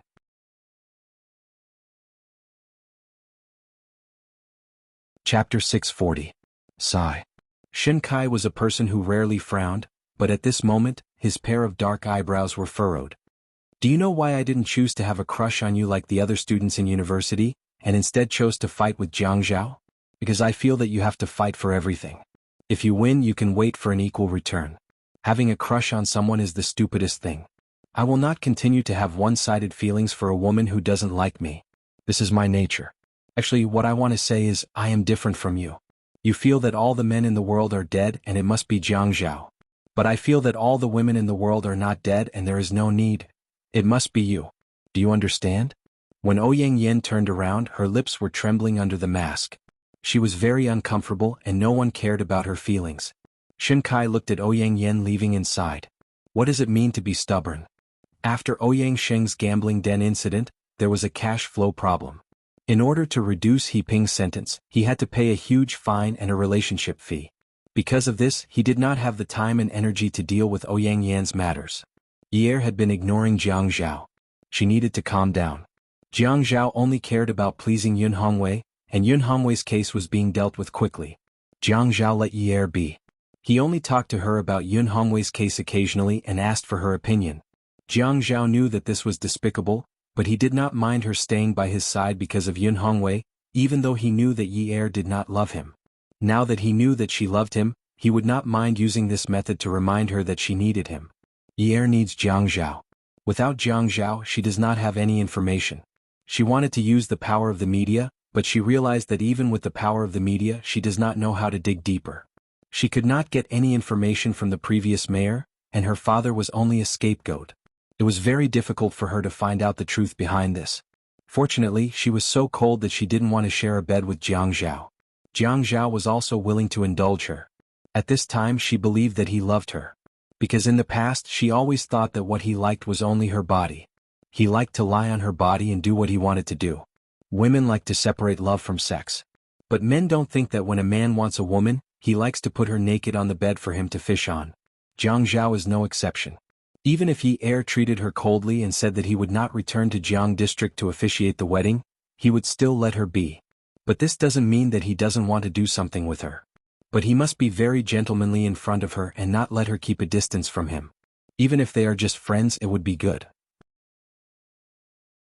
In front of Yun Hongwei they can still hug. How many days has it been since they slept together? When they hugged each other, they felt the blood in their body rushing around. Ye was still the same as before. After dinner she sent Jiang Zhao to the door. Yun Hongwei said to Jiang Zhao, "If you don't want to come home for dinner, give me a call." In front of Yun Hongwei, Jiang Zhao kissed Ye's forehead and said goodbye to them. After a while, Ye drove to the newly rented dance studio to look at the design drawings. Jiang Zhao felt that the kiss on Ye's forehead every day was too short. He wanted to make it longer and lower. It would be best if he could suck on her lips. Today, as soon as he got to the office, he was thinking about these things. He was really beastly. Behind Jiang Zhao's desk was a bookshelf. At this moment he was standing alone in front of the bookshelf. He leaned back in his chair and stared at the folder in front of him in a daze. His dark blue suit was a reserved color. The fine workmanship and embossed tailoring made him look exceptionally tall and muscular. His well-defined and handsome facial features paired with this outfit made him look like a steady and handsome man. But at this moment he had his arms crossed in front of his chest. With his left foot as the center of gravity, the tip of his right foot was hooked on the ground outside of his left foot. His head was slightly tilted as he stared at the folder in front of him. It was as though he had seen something strange and couldn't stop giggling. It was as though he had been infected with a childishness that seriously didn't match his usual temperament. Jiang Zhao laughed for a while. Then he took out his phone and called Ye. "Yun, I'm coming home for dinner tonight. I want to eat your cooking." Ye answered very quickly. "Okay. Text me the dishes you want to eat. I don't want to forget 1 or 2 dishes when I go grocery shopping." "Okay." Jiang Zhao laughed and hung up the phone. He turned around and sat back in his chair. After thinking about it, he still called Qin Fian. That night, Jiang Zhao could be said to have eaten and drank to his heart's content. At the table, Jiang Zhao kept giving Ye some dishes with a slightly stronger flavor. Yun Hongwei beamed with joy. His son-in-law was so good to his daughter. After dinner, Jiang Zhao poured some water and went upstairs. He drank as he walked, very leisurely. After returning to his small room, he closed the door and generously put the seasoning he had prepared in advance into the cup. He shook it a little and saw that the water in the cup seemed to be evenly distributed. Then he generously went downstairs and filled the cup with some warm water. Ye was watching TV with Yun Hongwei. Jiang Zhao walked over and sat down beside Ye. He handed the cup to Ye. "Here, drink some water. The dishes are cooked well, but the flavor is a little strong. I'm afraid you'll be thirsty." Ye pushed the cup away and didn't appreciate it. "I'm not thirsty." Jiang Zhao hurriedly protected the cup, afraid that the water would spill. "Drink it. I've already drunk half the cup. I poured some more for you. You've worked hard cooking tonight." Yun Hongwei turned his head and glared at Ye. "I also think you're thirsty. Hurry up and drink it." Ye thought to herself, "This is my biological father. Why is he siding with his son-in-law when it comes to drinking water?" If Jiang Zhao wanted to buy people's hearts, he wouldn't have to do it so subversively, right? Looking at her father's threatening gaze, Yi Er lifted the cup. She held the cup and gulped down the large cup of water. Jiang Zhao took the cup and stood up. Yin Yi, Dad, take your time watching. I'm going upstairs. I still have some work to do, Yi Er replied with an N. Yun Hongwei said, don't work too hard. Yi Er made some sweet soup. Come down and drink it when you're done. Jiang Zhao said, okay, Dad. I'll go up then. He turned and went upstairs. Jiang Zhao held onto the wooden staircase railing. His mind was a little flustered and he couldn't help but smile as he walked. Yi Er seemed to have sensed something and turned her head. She saw Jiang Zhao walking slowly upstairs as he looked at her and smiled. Don't you have work to do? You still have time to dawdle? Jiang Zhao pursed his lips. His shoulders twitched and he smiled leisurely. He waved at Yi Er and said gently, if I don't come down, bring me a bowl of sweet soup when it's ready. Before Yi Er could reply, Yun Hongwei had already turned around. Go ahead. I'll get Yi Er to bring it up for you later. Satisfied, Jiang Zhaoji went upstairs to the study. He turned on the computer and started working. He had to finish reading the emails quickly. He also had to take a shower later. He had to see which pajamas were easier to take off. Yi Er felt her mouth and tongue dry. The dishes for dinner were really too salty. She stood up to get some water. The water was warm, but it didn't quench her thirst. She opened the fridge and found a Yakult. She opened the lid and drank it in 2 mouthfuls. It finally cooled down a little. It was still winter. Was there a need for that? Was it because the temperature in the house was constant and dry? Yun Hongwei knew that Yi Er was looking for water. Jiang Zhao was afraid that you'd be too salty, so he gave you water to drink. You didn't want it, so you're still thirsty. Yun Hongwei also realized that he had become naggy because he stayed at home for too long and couldn't work. I see that you've been dissatisfied with Jiang Zhao recently. Look at yourself.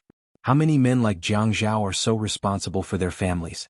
Jiang Zhao never goes out too late to socialize. When he can eat at home, he never goes out. He's also very tolerant of you. Are you starting to put on airs now that you're living well? Dad, what are you talking about? As Yi Er drank her water, she felt that she had been wronged. Jiang Zhao had been going overboard recently. When she ignored him, he didn't do anything. But he changed his strategy and adopted a more conciliatory approach. He changed his approach and actually started with her father. Her father didn't trust Jiang Zhao in the beginning. But now he found him pleasing to the eye. People say that the more a mother-in-law looks at her son-in-law, the more satisfied she is. Wasn't her attitude too disrespectful to the person who created this saying? Yi Er, it's not that I want to nag at you, but you've turned a deaf ear to what I said to you the last time. Now Jiang Zhao dotes on you and loves you. If you don't know how to cherish him, you'll push him away sooner or later. If you treat him well, he'll miss this home and want to come back. Every day he comes back to see your cold face. Do you think he can't find a wife or something? Yun Hongwei said, looking at Yi Er, who was looking for a drink in front of the fridge in the dining room. Just watch. You can continue to act like this. Now Jiang Zhao dotes on you and loves you. If you don't cherish him, you'll push him away sooner or later. He continued to talk about this. The moment he did, Yi Er felt like she had eaten a fly. Of course I know he's very charming. Truckloads of women like him. Yun Hongwei could hear the impatience in Yi Er's words and stopped talking. Young people don't know how to cherish. He turned back to continue watching TV. Yi Er was not in the mood to continue talking. She felt uncomfortable all over, as if there were tiny insects crawling all over her body. She could even feel that her insides were a little wet. This was too terrible. She felt that her face must be red right now. How could this be? She didn't open any novel websites today and didn't read any of those unscrupulous online novels. Even if she did, she had been doing something like green net cleansing during this period of time. All the novels written by authors were as clean as water could be. Not to mention meat, there wasn't even any meat soup to drink. She couldn't let her imagination run wild, right? Yi Er took an iced Coke, closed the fridge door and ran upstairs. After drinking a few mouthfuls of the Coke, Yi Er realized that she had become naughty. She took off her clothes piece by piece and walked into the bathroom naked. She turned on the shower and the water from the shower head splashed onto her body. The water was slightly cold, but Yi Er felt that the temperature was not low enough. As she showered, she took deep breaths. The water sprinkled down from the top of her head. Yi Er rubbed the shower gel on her body. She raised her arm and saw that there was a layer of pink on her arm. The color seemed to be transparent, as if it would break with a poke. After it broke, the color below would be redder, more beautiful, and more stunning. So she rubbed hard, trying to break through this layer of skin. The bath lotion was smooth and fragrant as it brushed past her skin. She would often rub it repeatedly with her slender hands, creating many bubbles. Turned off the lotus and looked at the bubbles on her hands and body. When she leaned against the cool magnetic tiles, a silhouette appeared on the bubbles. Among those silhouettes, there were those who were naked, those who were lustful, those who were on top of each other, and those who were on top of each other. There were only two people in the silhouettes. One of them was Jiang Zhao and the other was Yun Yi. Beauty novel Song Shu 566.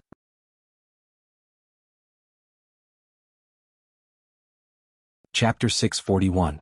That man was seductively teasing her on the bed. She was looking at him in a daze under him, begging him to give her, begging him to love her. The bubble burst all of a sudden, raising fine gray-like bubbles. When the bubble burst, Yer seemed to have heard a loud bang. That feeling was unbearable, anxious, disappointed, angry, and disgusted. Why did it burst? Why didn't he continue to let her see those charming scenes? She rubbed her hands together and slowly pulled them apart. She pulled out another big bubble and placed it in her palms. Her heart was filled with that man again. His forehead was covered with sweat from his lust. His shoulders were broad and strong, and his arms were firm and safe. He could hold her back with one hand and keep her away from the bed. His other hand was propped up on the bed, and he was sweating profusely on her body. Yi Er's mouth was still dry, but her tongue was still irritated. She turned on the shower again and adjusted the water to ice cold. When the water hit her body, she didn't feel cold, only itchy and numb. Yi Er felt that she was sick. Lovesickness? Well, spring sickness? Jiang Zhao had said before that at her age she could think. It was spring. She hadn't paid attention to Jiang Zhao for a long time, but it shouldn't be like this, right? She sat on the cold floor and felt that she was becoming more and more unprincipled. She had an idea. She wanted a kiss from him, a caress. Yes, a caress would be enough. She didn't want anything else, just a touch. She felt that she didn't dare to touch herself anymore. Once she touched him, she would want to tear herself apart. It didn't matter if she closed her eyes or not. Her mind was filled with Jiang Zhao, and Jiang Zhao. And she actually remembered that time in the Qin Palace. He was like a magnificent evil spirit that tore her apart. He was so violent and ruthless as he took her. There were many times when she thought that he had fallen asleep and wanted to leave, but he held her back and tore her apart again. He was like a beast that couldn't be fed. She could only escape when he was tired. Then there were those nights where there was no pain, only pleasure. Yi Er wondered why Jiang Zhao had suddenly become a gentleman. Why didn't he just smash her door open with an axe like that time, then rush in, throw her on the bed, and ravage her violently and cruelly? When Jiang Zhao heard Yi Er rushing up the stairs, he turned off his computer. After Yi Er closed the door, he went to listen for any sounds. Then he returned to his room and took a shower. As he showered, he sang a song. What song should he sing? Anyway, it was fine as long as it was happy. His little Red Riding Hood was now washing white. After taking a shower, Jiang Zhao returned to the bedroom. He opened the drawer of the wall cabinet, took out the DV and checked the battery. He turned on the DV and placed it on the wall cabinet directly facing the bed. He lay down on the bed and adjusted it for a while. Then he stood up and walked to the wall cabinet. He took down the DV, checked the image, deleted it and restarted it. Everything was ready. He took a book from the bookshelf and lay down on the bed, leisurely waiting for the rabbit to appear. He leaned his head against the soft headboard and flipped through 2 pages of the book. However, he did not manage to read a single word. He touched his hair and touched his face. Finally, it was time to read. He put the book down and took off his t-shirt-style long-sleeved pajamas. Then he took out a set of button-up pajamas from the wardrobe. At first, he felt that the buttons were inconvenient. But now that he thought about it, the buttons were better. What if Yi Er had strong self-control? He did not dare to use too much of the drug, so he put on the pajamas and looked at himself in the mirror. He undid one of the buttons and continued to look at himself. As if he was not satisfied, he undid another button. Just like that, the buttons of the button-up pajamas became decorations. A certain man's posture of reading in bed became bold and unrestrained. He stood on tiptoes and swayed his body, humming a little tune with a spring breeze on his face. The door was deliberately locked. Yi Er really could not stand the feeling of ants crawling all over her body. She was wondering if she should look for a pornographic video website to watch. It would also help alleviate her current situation.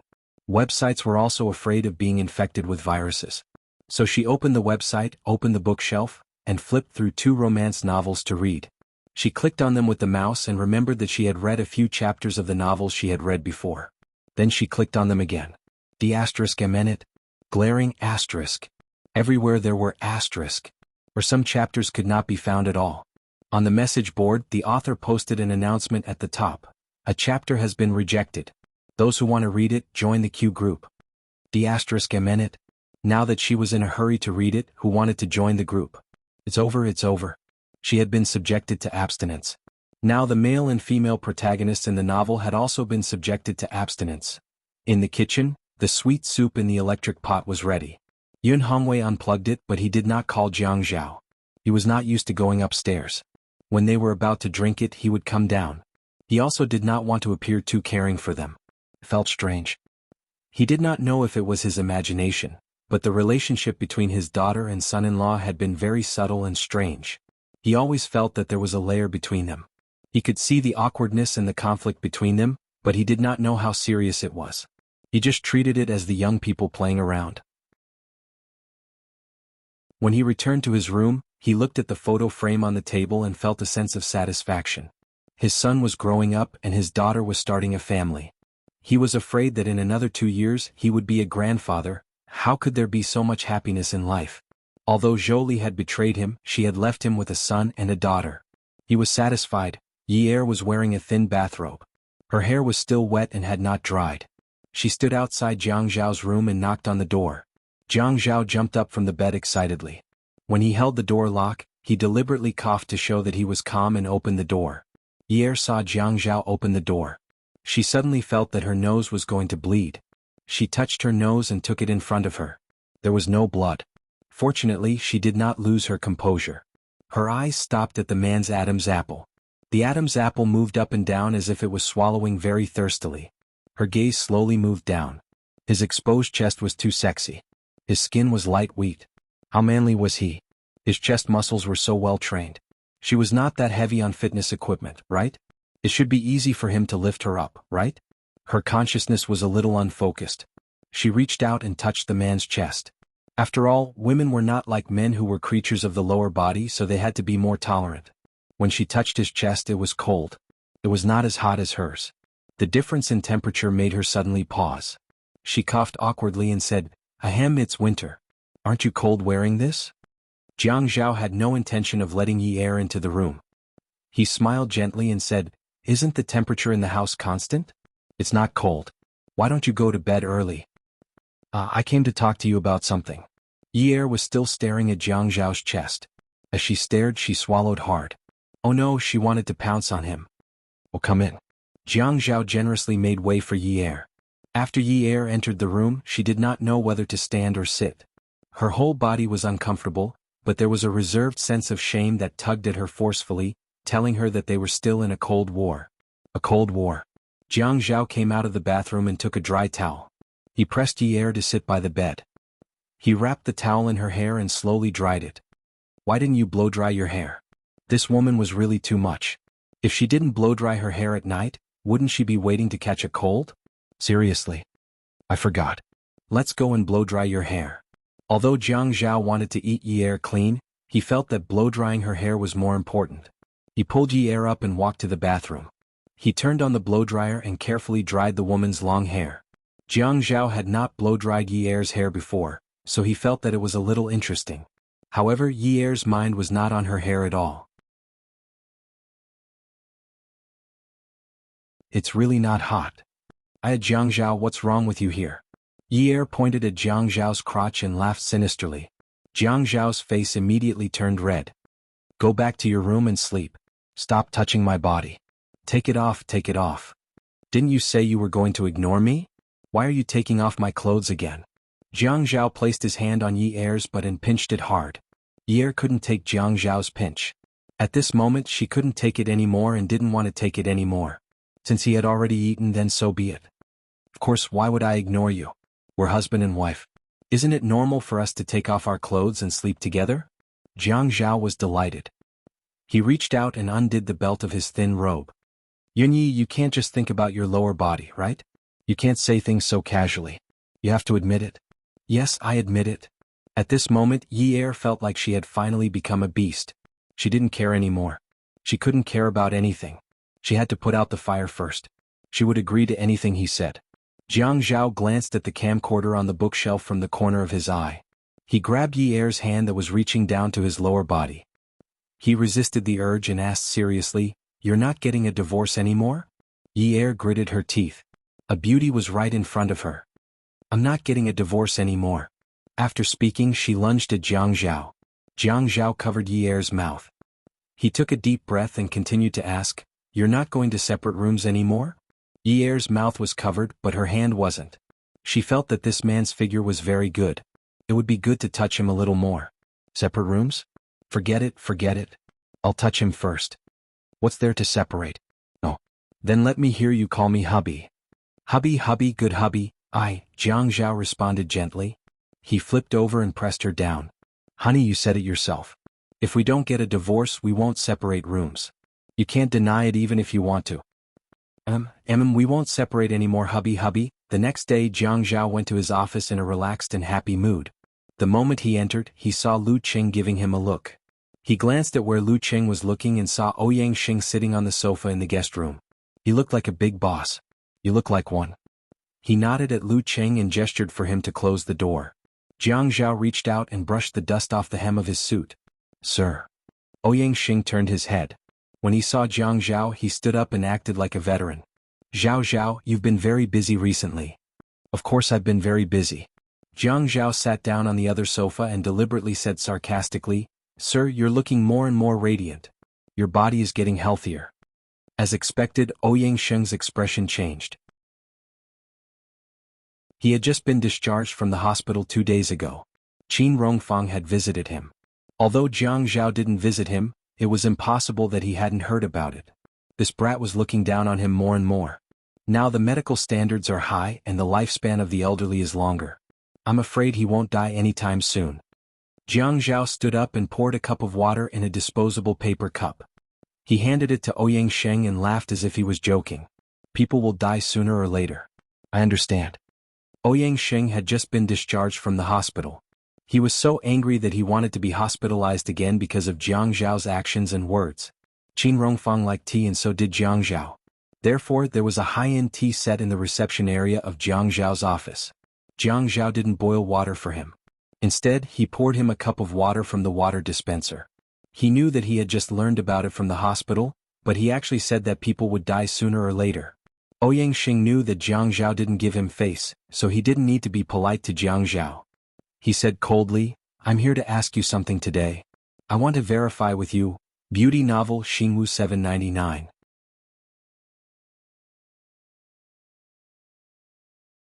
Chapter 642. Jiang Zhao was suspicious but he didn't point it out. His attitude towards Ouyang Xing couldn't be more obvious. Qin Rongfang had tried to persuade him at first, but now he was too lazy to say anything. How much do you know about He Ping?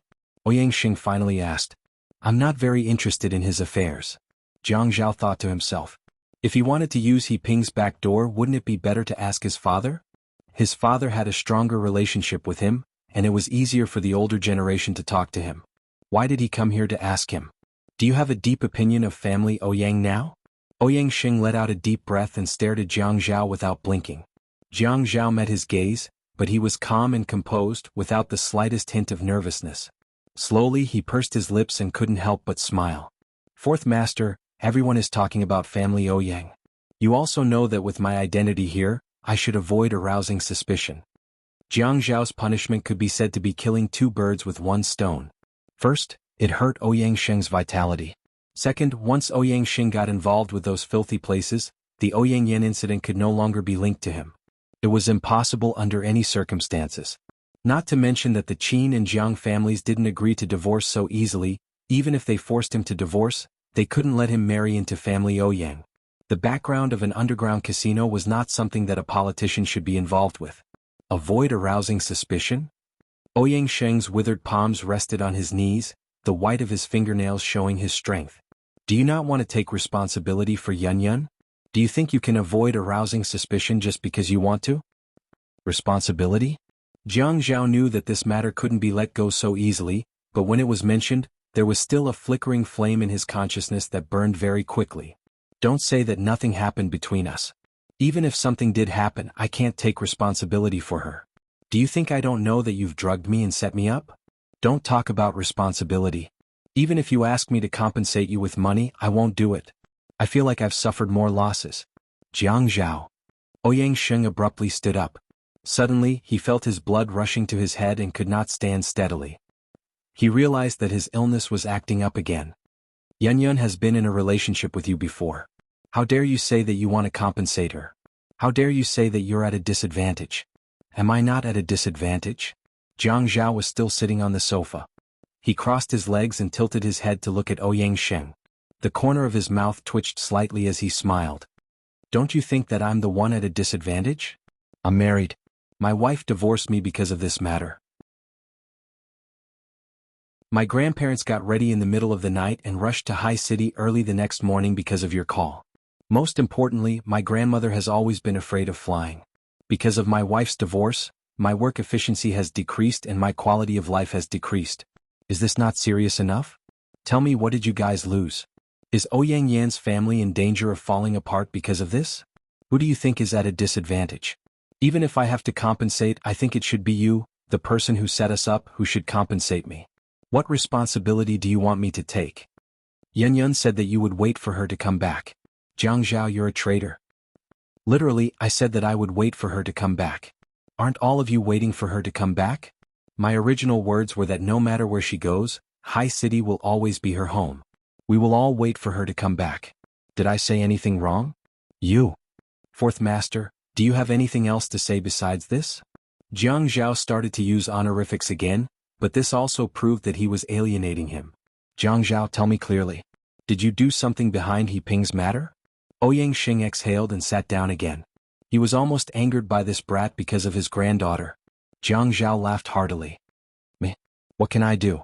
When this news was released, I was shocked. I did not know that Fourth Master has such a powerful background. You had gambled a few $100 million in one night. How much money did you get? How many people will be jealous of you? It's not you?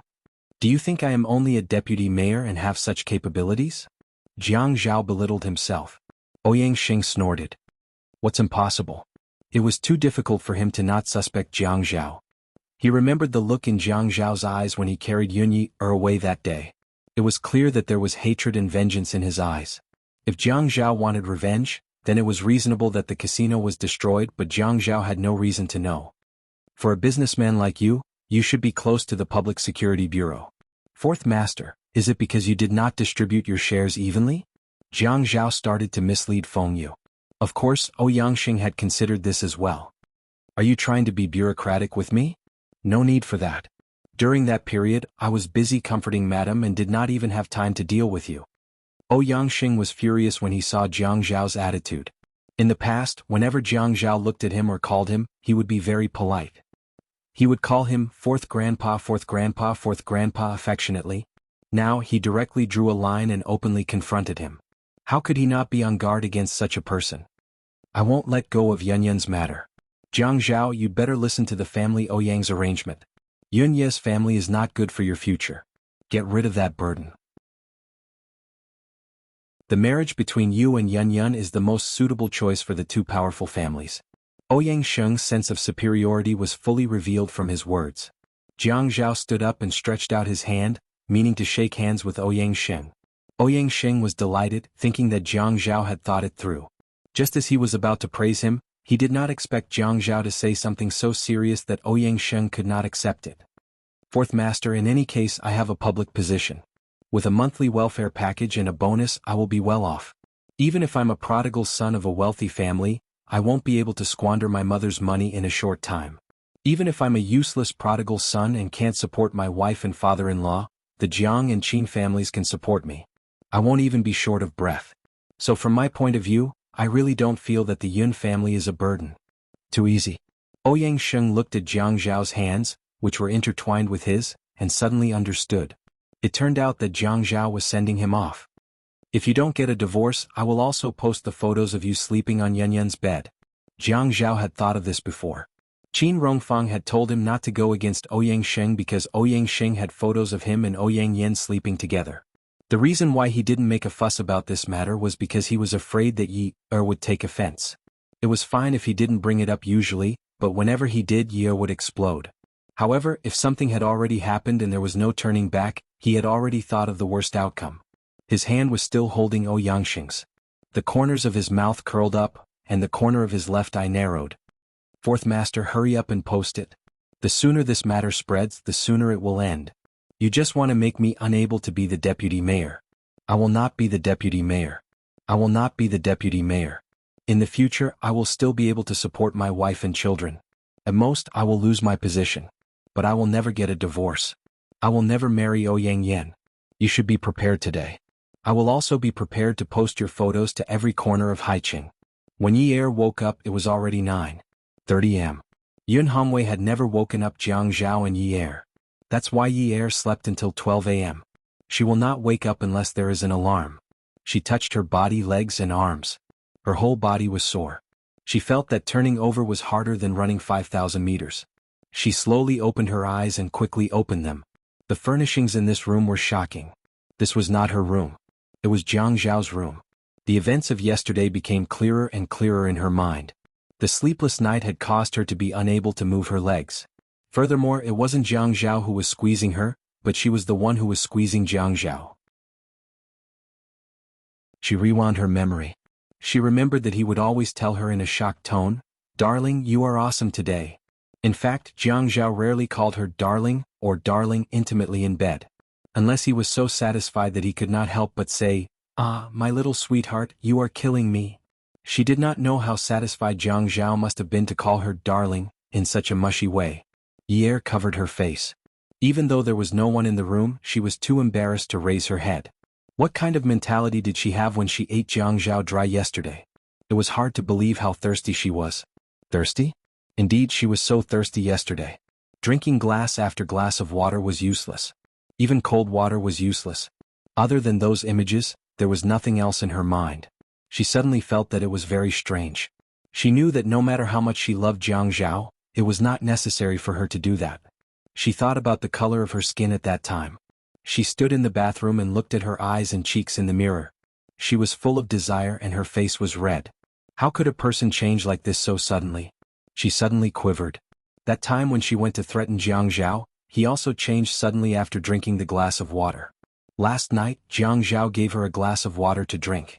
After that, she was thirsty and her mouth was dry. Jiang Zhao. It must be him. That cheap man. She must find him and get even. She was naked, not even wearing underwear. She put on her nightgown. She was crazy. In this weather, she actually took out her nightgown. She jumped out of bed and saw a letter on the bedside table. The handwriting on the letter was strong and powerful. Dear Yunyi, I have already contacted someone to help you supervise the renovation of the dance studio. You don't have to go there today. Don't go there in the future. It's noisy and dirty. I will arrange it. If you have nothing to do, read a book. Don't forget that you have class in the afternoon. Love, Zhao.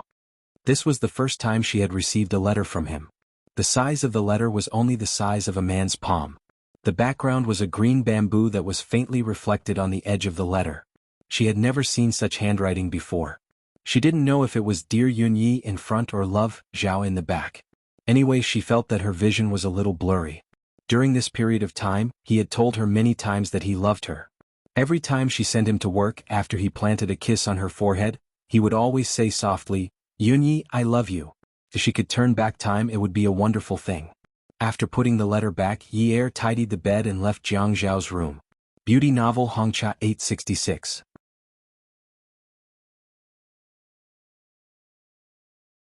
Chapter 643. Yi went to class in the university town, which was much more peaceful than before. The hairstylist also lowered his head when he saw her. He didn't show off his LV or Cartier in front of her like he used to. Yi thought that he probably knew who her husband was, so he was being polite. She didn't know that the hairstylist couldn't even work for 15 yuan anymore. He could only do it at home to save money. The family business was hard to run and his pocket money was so deducted that he couldn't use it to pick up girls. Men always wanted to save face. They really didn't want to be embarrassed in front of the girl they liked. When Yi was in the university town, she always ate with Xia Qian. Xia Qian was going to start her internship next year. The two found a relatively empty table in the cafeteria and sat down. Yi, what do you think of me? Xia Qian took a sip of soup. Pretty good. Yi didn't lie. She thought Xia Qian was pretty good. Xiaoyu was also very good. I mean, what do you think of me as a host? Yi felt that she was being rather unprofessional. In the past, she didn't even need to draft a script when she saw Jiang Zhao lying. But now, when she was facing Xia Qian, she was conflicted. It wasn't just a normal kind of conflicted. How should she say, I think you can definitely do it well? If she became a host in the future and didn't do well, she would scold her and say that she chose to be a host because of her. But if she said, impossible. If she went into another industry and didn't do well, she would still scold her and say that she didn't become a host because of her. If she became a host, she would definitely be popular. Xia Qian, this idiot, could definitely say these words. She was also afraid of being scolded by Xia Qian. Yunyi, you're not loyal. Xia Qian snorted and threw a piece of braised pork into her mouth. She chewed it with relish. How am I not loyal? Xia Qian finally had a piece of meat in her stomach. Let me put it this way. I want to develop my career as a host. Do you support me? Yi slapped his thigh and said generously, of course, as your friend, I will support you no matter what decision you make. If you have a dream, then go ahead and do it. I will support you no matter if you succeed or fail. Well, it's worth it to have a friend like you. Yes. Xia Qian scooped up a spoonful of tomato and egg soup and said generously, cheers. Yi was already used to it. He also scooped up a spoonful of tomato and egg soup. Their spoons touched. Cheers. The two of them picked up their spoons and drank the tomato and egg soup in one gulp. But as soon as he drank it, Yi wanted to spit it out. Xia Qian said, then tell Jiang Zhao tonight and ask him to arrange an internship for me at the TV station. Yi really wanted to spit out the soup. Why do you want to look for Jiang Zhao? It wasn't that she didn't want to. Firstly, it wasn't the right time for her and Jiang Zhao to talk about this. Secondly, she was afraid that Jiang Zhao would owe too many favors outside. Her father's matter was already very difficult to handle. Xia Qian's mouth twitched. Didn't you just say that you would support me? Yes, I said that I would support you. That's why I asked you to support me. You found Jiang Zhao and I entered the TV station. This is the best support. Qian, I said that I would support you spiritually. I didn't ask you to support me physically. Yi said, even if you want my body, I can't give it to you. Are you saying that you're messing with me?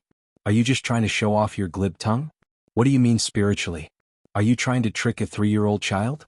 Who doesn't know how to talk big? Is this how friends do things? It's fine if you don't have the resources, but even if you have the resources, you won't help me? Xia Qian began to display her expertise as a media person. Do you think it's easy for me? I'm already so old, but I only have one best friend other than my sister. I even treated you sincerely. When you were pestered by a hooligan with one phone call, I came all the way here to save you and bring you from the darkness to the light. When you were hospitalized, I visited you every day. I even found music for you and taught you which songs and which dances to which. I don't know how to dance, so I just looked for information online and told you when I found something. I just hoped that you would wake up soon. Those who didn't know better would think that I fell in love with a lesbian. Has your conscience been eaten by dogs? Yi screamed in her heart. She really couldn't afford to be hurt. Going from one door to another in the university town was like trekking through mountains and rivers. Who would dare to argue with a media person? However, she really remembered how Xia Qian and Xiaoyu treated her when she was hospitalized. The soft parts of her heart were always touched. Okay. I'll go back and talk to my husband tonight. But I can't guarantee that it'll work, Xia Qian interrupted her. Whether it works or not depends on your sincerity. Damn it. Yi's teeth were itching. Was this girl looking for a job or trying to persuade her to drink? Why don't you look for your sister? Your sister is very capable. Xia Qian shook her head and scooped rice into her spoon. I think it's time for me to be independent. I'm already so old, but I rely on my sister for everything. I feel very guilty. With that, she put a spoonful of rice into her mouth and chewed. Yi told herself that she couldn't lower herself to Xia Qian's level. She had to maintain a normal heart.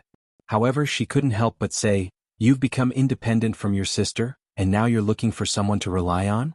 When are you going to become independent from me? Haha, wait until I find someone to rely on.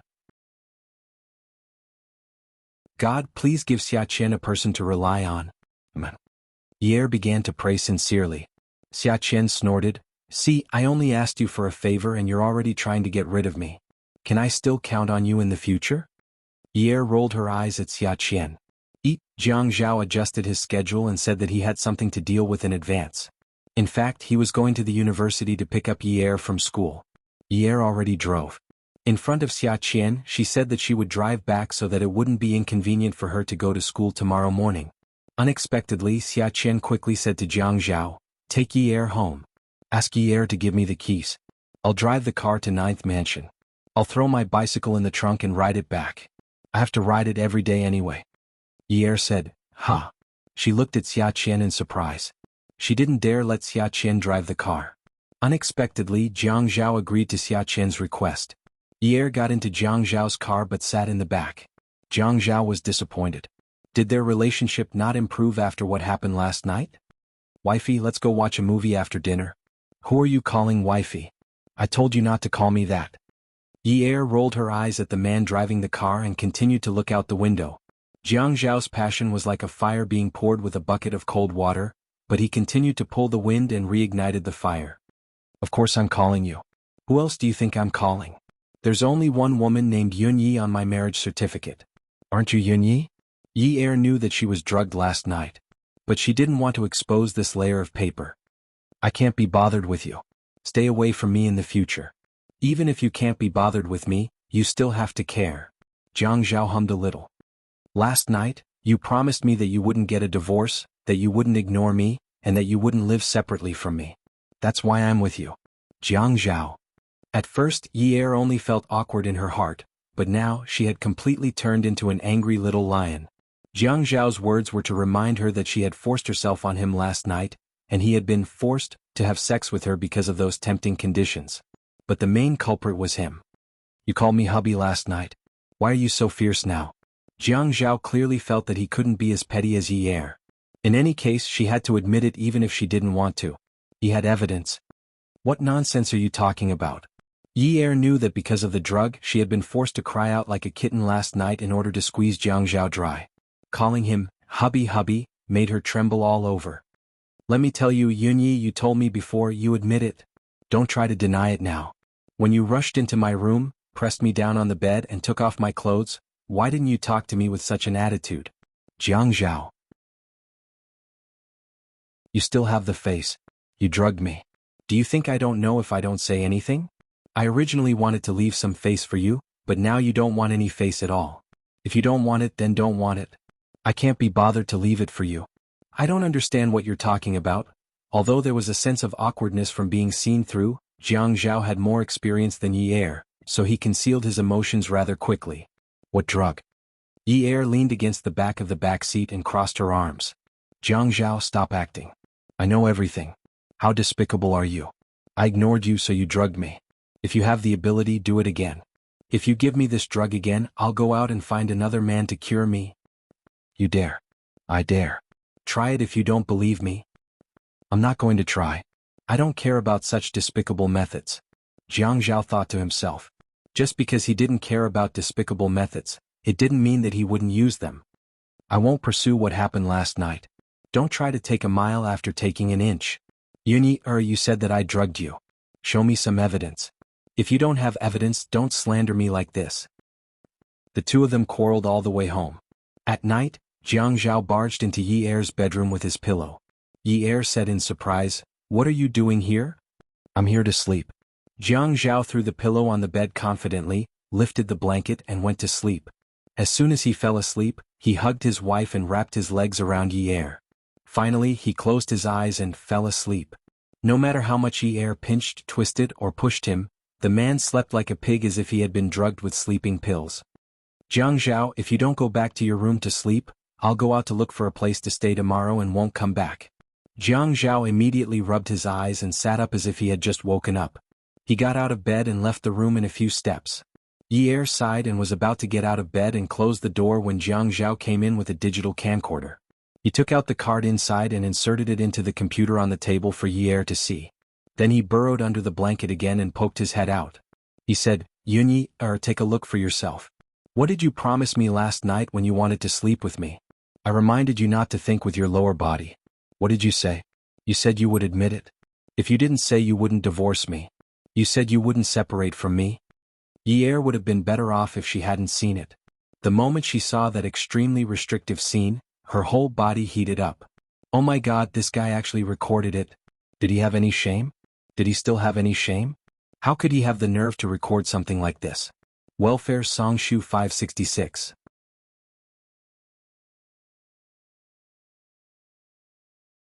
Chapter 644. Wanted to crawl under the bed and hide under the bed. Jiang Zhao couldn't take it anymore. Although he was exhausted last night, the scene was replaying now. The scene was revisited and the scene was replaying in his mind. He sighed. Honey, let's go to sleep. When he heard the sound from the computer suddenly stop, he thought Yi was going to turn off the computer and go to sleep. But when he got up, he saw that the computer was deleting. He jumped up from the bed, hugged the computer and hid by the door. He didn't click on the confirmation button and immediately exited. It wasn't easy for him to get this result. How could it be deleted just like that? What a pity. It was such a shocking video. Jiang Zhao ejected the memory card from the computer and put the computer on Yi's dressing table. Honey, let's go to sleep. Jiang Zhao, come and sleep. If you dare to sleep in my bed tonight, I promise to go out and look for a place to live tomorrow. Anyway, this house is a wolf's den. Who knows what you'll do to me next day? Yi got on the bed and laid down. Come and sleep. Jiang Zhao heard Yi's calm tone, and his heart tightened. He couldn't be thick-skinned anymore. He squeezed the memory card in his hand and said, "Good night." Then he turned and walked out the door. Jiang Zhao returned to his room. He lay on the bed and couldn't fall asleep. Love a person needs how long? Hate a person needs how long? From love to hate a person needs how long? After hate, will you continue to love? The room was very quiet. He turned off almost all the electrical appliances and the doors and windows were closed. But his watch was on the bedside table. The sound of the mechanical gears was infinitely amplified in his ears. It was like a big gear in a big processing plant making an unpleasant sound. It felt like someone was stuck in the gears. The gears kept turning and the person was crushed into a bloody mess, screaming in pain. He didn't understand why he would think of such a scene. Just as he said to Ouyang Sheng, his work and life were greatly affected because of that incident. He had to think about how to make Yi laugh almost every day. Human nature was not like this, but it had to be like this. He didn't know how much he loved her, but he knew that she hated him. Now, he was like a person standing outside a large gear, feeling like someone was going to push him in. That bloody and mangled appearance was really disgusting. He started to hate himself. I hate myself now. Southern Family Garden Zhou Li was applying her makeup in front of the mirror. Yuan Shichang stood behind her and held her shoulder. Shali, there's hope. His words were full of emotion and relief. The family Ouyang servants released some shocking news. Your daughter caught Jiang Zhao in bed and even hit the Ouyang Yen. Her face was so swollen that she still hasn't gone to work. It's not surprising that no one knows about Ouyang Sheng's nephew, but have you thought about it? If this matter gets out, Jiang Zhao will be forced to divorce. Moreover, if he gets involved with the family Ouyang who has a background in the casino, Jiang Zhao's future will be affected. I don't have to be too afraid of him. Yuan Shichang was very excited as he described it vividly, but Zhou Li was already having a variety of expressions. Caught in bed? You're saying that Jiang Zhao has another woman behind Yi's back? You don't know, right? Why would your daughter tell you about this? She doesn't even treat you as her mother. Zhou Li's heart was filled with bitterness. She wanted Yi to get a divorce, but when she heard Yuan Shichang say that Jiang Zhao had an affair, she felt sad for Yi. Before she could apply the lotion on her face, she stood up, picked up a fur coat and her bag and got ready to go out. Where are you going? Zhou Li had already reached the entrance and changed into her favorite high heels. They were a magic weapon that could add points to her temperament. I'm going to 9th Mansion. It's the middle of the night. Yuan Shichang was very unhappy. Don't tell me you're going to see Yun Hongwei? Don't think too much. Just as Jiang Zhao was tossing and turning, unable to fall asleep, he received a text message from Yi. Jiang Zhao, don't do those things to me in the future. Give each other some freedom and let me liberate myself, okay? If you don't let me forget about that matter and rush to be with me again, it won't do either of us any good. I'll always be bothered and can't let it go. Actually, I really want to let it go, but I need time. Jiang Zhao looked at the text message and saw what she said. Actually, I really want to let it go too. Actually, she wanted to let it go too, but she couldn't. Okay, from tomorrow onwards, I won't interfere with you anymore. Do whatever you want to do no matter what. I'll wait for you to come back. Jiang Zhao sent this text message, deleted it and changed it. It took him nearly half an hour. He wanted to be strong and domineering. He wanted to say that he wouldn't allow it.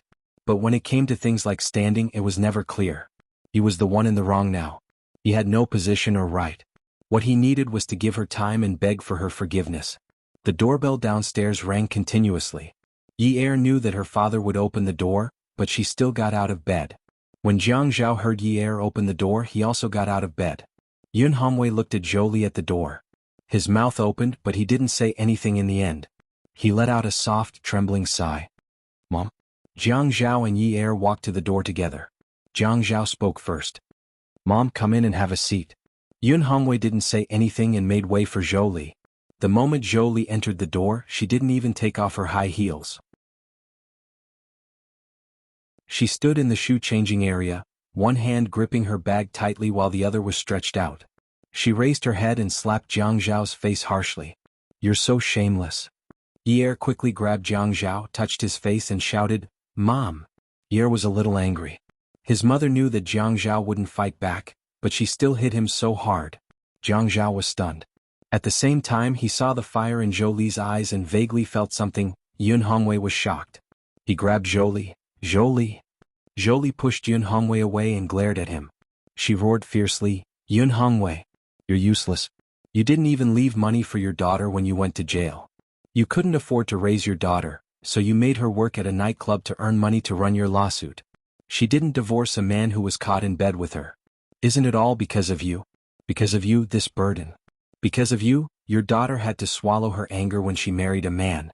Because she had to rely on your position as her son-in-law to feed you. You caused your daughter to be so miserable. If it weren't for someone telling me that Jiang Zhao slept with Ouyang Yan, and this Yi ran over to make a fuss and even hit Ouyang Yan, I still wouldn't know about this. You'd still be living with them every day. Do you have a conscience? You're staying outside to eat and drink. Do you have a conscience? Can you eat and sleep?" Jiang Zhao only felt a loud bang in his head. It was a loud bang that blew up his nerves. Yi hurriedly hugged Yun Hongwei, who was about to collapse, and cried out in grief, "Mom! Shut up. Jolie! Go away. You shut up." Jiang Zhao returned to his senses. He took a large step forward and used even more strength to support Yun Shicheng's body. Yun Hongwei felt like he couldn't breathe or breathe. His chest was blocked by a surging metallic stench that wanted to rush out like magma. The pain was so intense that he felt like his life was about to end. At this time he felt that the tears that flowed out of his eyes would definitely be bright red. He never thought that his existence would cause his daughter to live so bitterly. Yun Hongwei struggled to pry open Jiang Zhao's hands. Looking into his eyes were filled with pain that made him wish he was dead, but his voice was already weak. "Jiang Zhao, I'm begging you. Divorce Yi. I'm begging you." Fresh blood flowed from the corner of his mouth. Like a plum blossom blooming in winter, it dripped onto the bright and clean floor tiles of the shoe-changing area. The smell of blood suddenly filled the air, causing Yi to cry like a madman. This was the second time Yun Hongwei had been hospitalized after being released from prison. Both times it was due to excessive stimulation. However, Yi understood that there was only one person who could give her father this kind of stimulation. That person was her mother, Jolie. A person's unbearable heartache for another person was because they cared.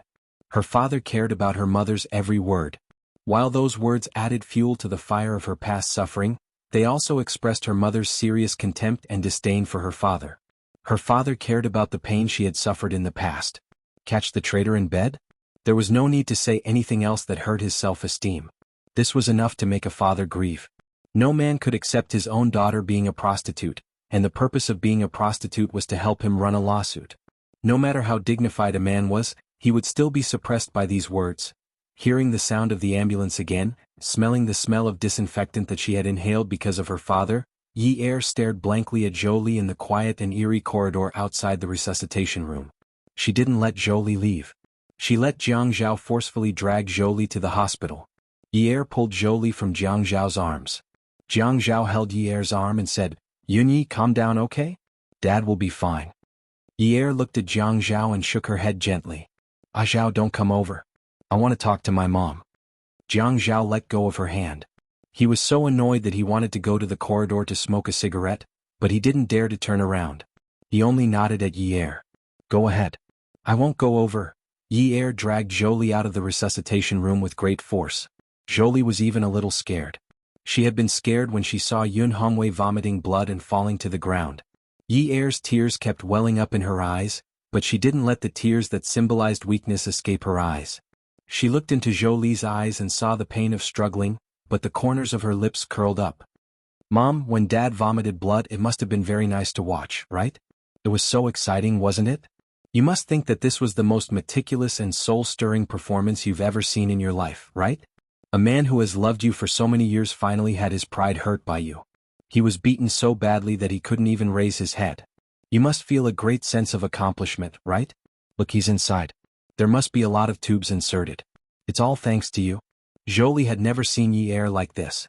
Yi Er had always been unreasonable since she was young, so she still respected her parents. At this moment she saw that Yi Er's eyes were filled with disgust for her. Those words were filled with deep disdain. Zhou Li suddenly felt that her heart was a little empty. Yi Er, Mom didn't do it on purpose. Mom heard about what happened to Jiang Zhao and got angry in a moment of anger. No matter how much resentment Jiang Zhao had in his heart, Zhou Li was still his mother-in-law. At a time like this he could only listen to Yi Er. Yi Er said to take Zhou Li to the hospital, so he did as he was told. Yi Er said to catch Zhou Li. He didn't allow her to leave, so he did as he was told. Yi Er didn't want him to go over and stand by her side, so he could only do as he was told. Awesome Novel Songshu 566.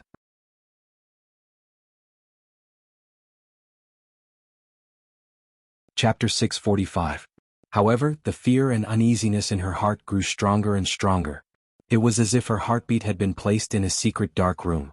The sound echoed loudly in the dark area, creating a terrifying rhythm that made one's heart and soul tremble. Looking at Yi Er's expression, perhaps only he knew what Yun Hongwei, Si Jie, and Yi Er meant to her. Yi Er had always hoped to have a family with her family. She had said before that she wanted to have a family. She needed that little bit of warmth to penetrate her. She wanted to get back the things she had lacked in the past, the life she had lost when she was 17 years old. Those were very important to her and they would make her feel at ease. Angry? Yi Er's spirit seemed to have suffered a huge blow. She hugged Zhou Li's shoulders tightly. She was very tall, and Zhou Li was not necessarily taller than her even though she was wearing high heels. Instead of hugging her shoulders, it was more accurate to say that she was tightly strangling her. Mom? Yi Er chuckled. Aren't you embarrassed? Aren't you embarrassed to say Mom didn't do it on purpose to me? Do you feel at ease when the word Mom comes out of your mouth? You asked if Dad has a conscience. What about you? What right do you have? Yi Er bent her back and rested her head on Zhou Li's shoulder. She pressed her lips against the side of Zhou Li's face, who was already trembling slightly. She moved closer to Zhou Li's ear, and her voice was filled with hatred. There were 2 doors to the emergency room. The upper half was made of glass and there was a curtain on the inside. At this moment the 2 women were standing together. Their faces were so close that their images were reflected on the glass of the curtain. Zhou Li was afraid of Yi Er like this. Actually, Yi Er was just being naughty, but she was very filial to her parents. There was no lack of good things in the rich, but every time she received a gift from someone she would never forget to share it with her parents. Zhou Li was trembling slightly. Yi Er, right. Sorry? Are you saying it to me? Or are you saying it to yourself? That's funny. Actually, I just want to ask you. Just now at my house, what right do you have to talk about my dad like that? Yi Er said, my father is at home. Zhou Li's lips were still trembling. She realized that Yi Er wanted to embarrass and humiliate her. She wanted to break free, but Yi Er felt her buttons moving so he tightened his grip. Yi Er said slowly, You? What right do you have to be angry at Jiang Zhao? Because you said he slept with another woman? He's my man. He did something wrong to me so it's only right that I hit him. What about you? What right do you have to hit him? Mother-in-law? Did you come when we had our wedding banquet? Have you ever drunk from him? If it was my father who hit him today I would have nothing to say. I would even kneel down and beg my father not to be angry. I hid it from him because I didn't want him to worry. But you, I don't think it's necessary. You don't have the right to hit Jiang Zhao. You don't even have the right to call him shameless. Jiang Zhao did everything that you should have done for me. You should be grateful to him. Grateful that he took me as a burden and didn't drag you down, right? If it wasn't for Jiang Zhao taking me in, aren't you afraid that I would be forced to look for you in desperation? Han Jiang Zhao could hear it. He was standing not far away. He exhaled and turned around. His palms slowly clenched into fists. The more he clenched them, the tighter they became. Yier's choked and trembling voice hammered at his heart. Pain. Jolie opened her mouth in shock. Her eyes were getting more and more wet. She couldn't tell if the curtain behind the glass was white or light blue. Yier laughed self-deprecatingly.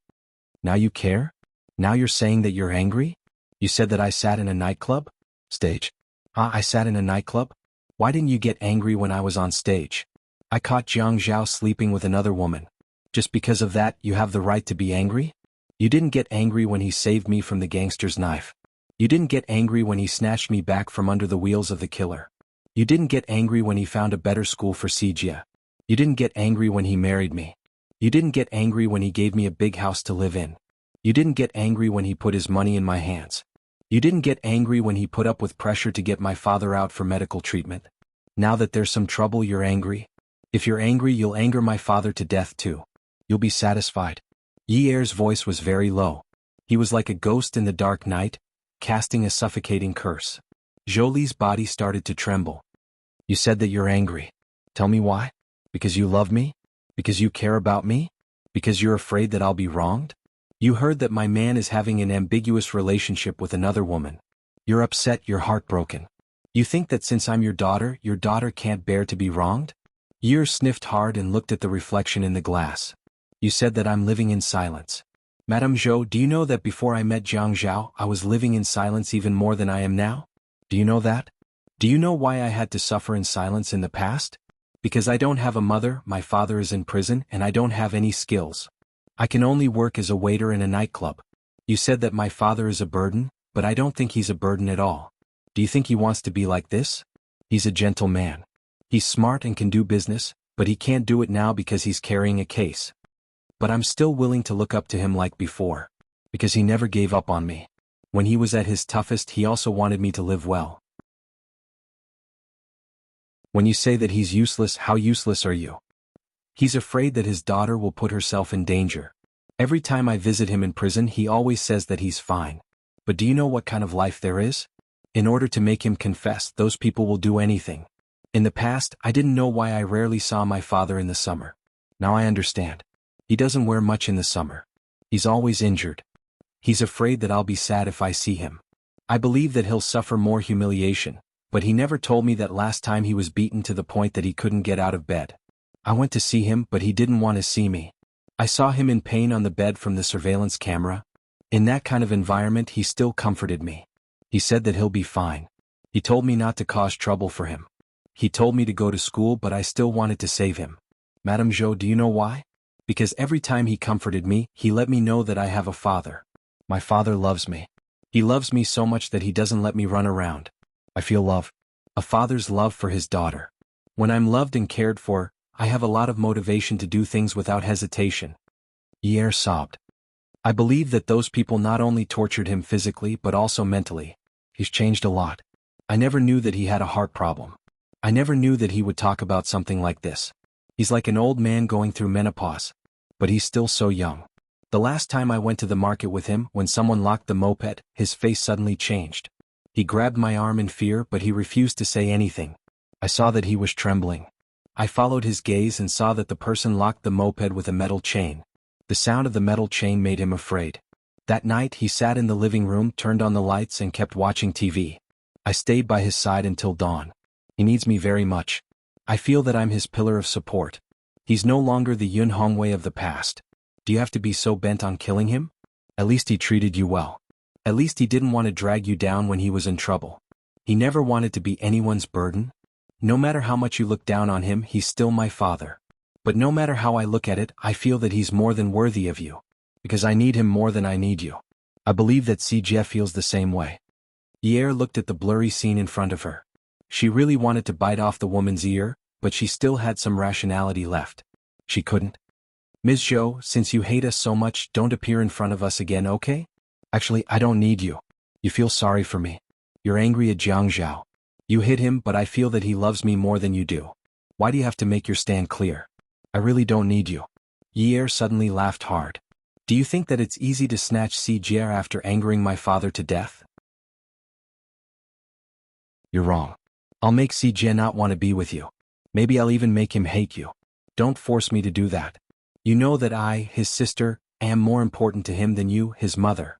Jolie covered her mouth. Her face was already full of tears. Yi'er smiled. She didn't wipe the tears from her face. Instead, she reached out and wiped the tears from Jolie's face. She smiled happily. Mom. She called out softly, don't cry. You're such a beautiful person. How many men's hearts will break when you cry? Look, you don't look much older than your daughter. If you cry too much, you'll have wrinkles on your face and you won't be beautiful anymore. Once you're not beautiful, men won't like you. If you're abandoned, even if my father wants to treat you like before, he won't have the ability to provide for you. What will you do? Take good care of yourself and keep fit. Make sure that your face doesn't change shape. Don't add wrinkles to it. Don't let it fade away. This was the first time Yi'er had used such vicious words since she met Jolie again. She didn't care about the other party's feelings. She sighed and looked up. God, if you think I'm unfilial, strike me with lightning when I leave the house later and kill me. Jolie immediately covered Yi'er's mouth. Yi'er, don't say that. Don't say that. Yi'er was still hugging Jolie. She slowly slapped her hand away. Don't worry. If I'm still alive tomorrow, it means that God agrees with what I said. Jiang Zhao kept listening. He promised Yi'er that he wouldn't go over, but he didn't know how long Yi'er was going to say this. He didn't know if those words could hurt a woman like Jolie, but he knew that Yi'er's heart must be completely broken. Without asking for Yi'er's permission, Jiang Zhao went over and pried her hands off Jolie's shoulders. He pulled her into his arms. Yunyi, after calling Yi'er's name, she felt her mouth dry. She opened her mouth and stroked Yi'er's back. After a while she said, go ahead and cry. If someone says no noise, I'll carry you to the rooftop and cry, okay? Sob. Yi'er hugged Jiang Zhao's waist tightly. I don't want to go to the rooftop. Sob, I want to stay here. I want to wait for the doctor to say that Dad is out of danger. Sob. Attention Hongcha 866.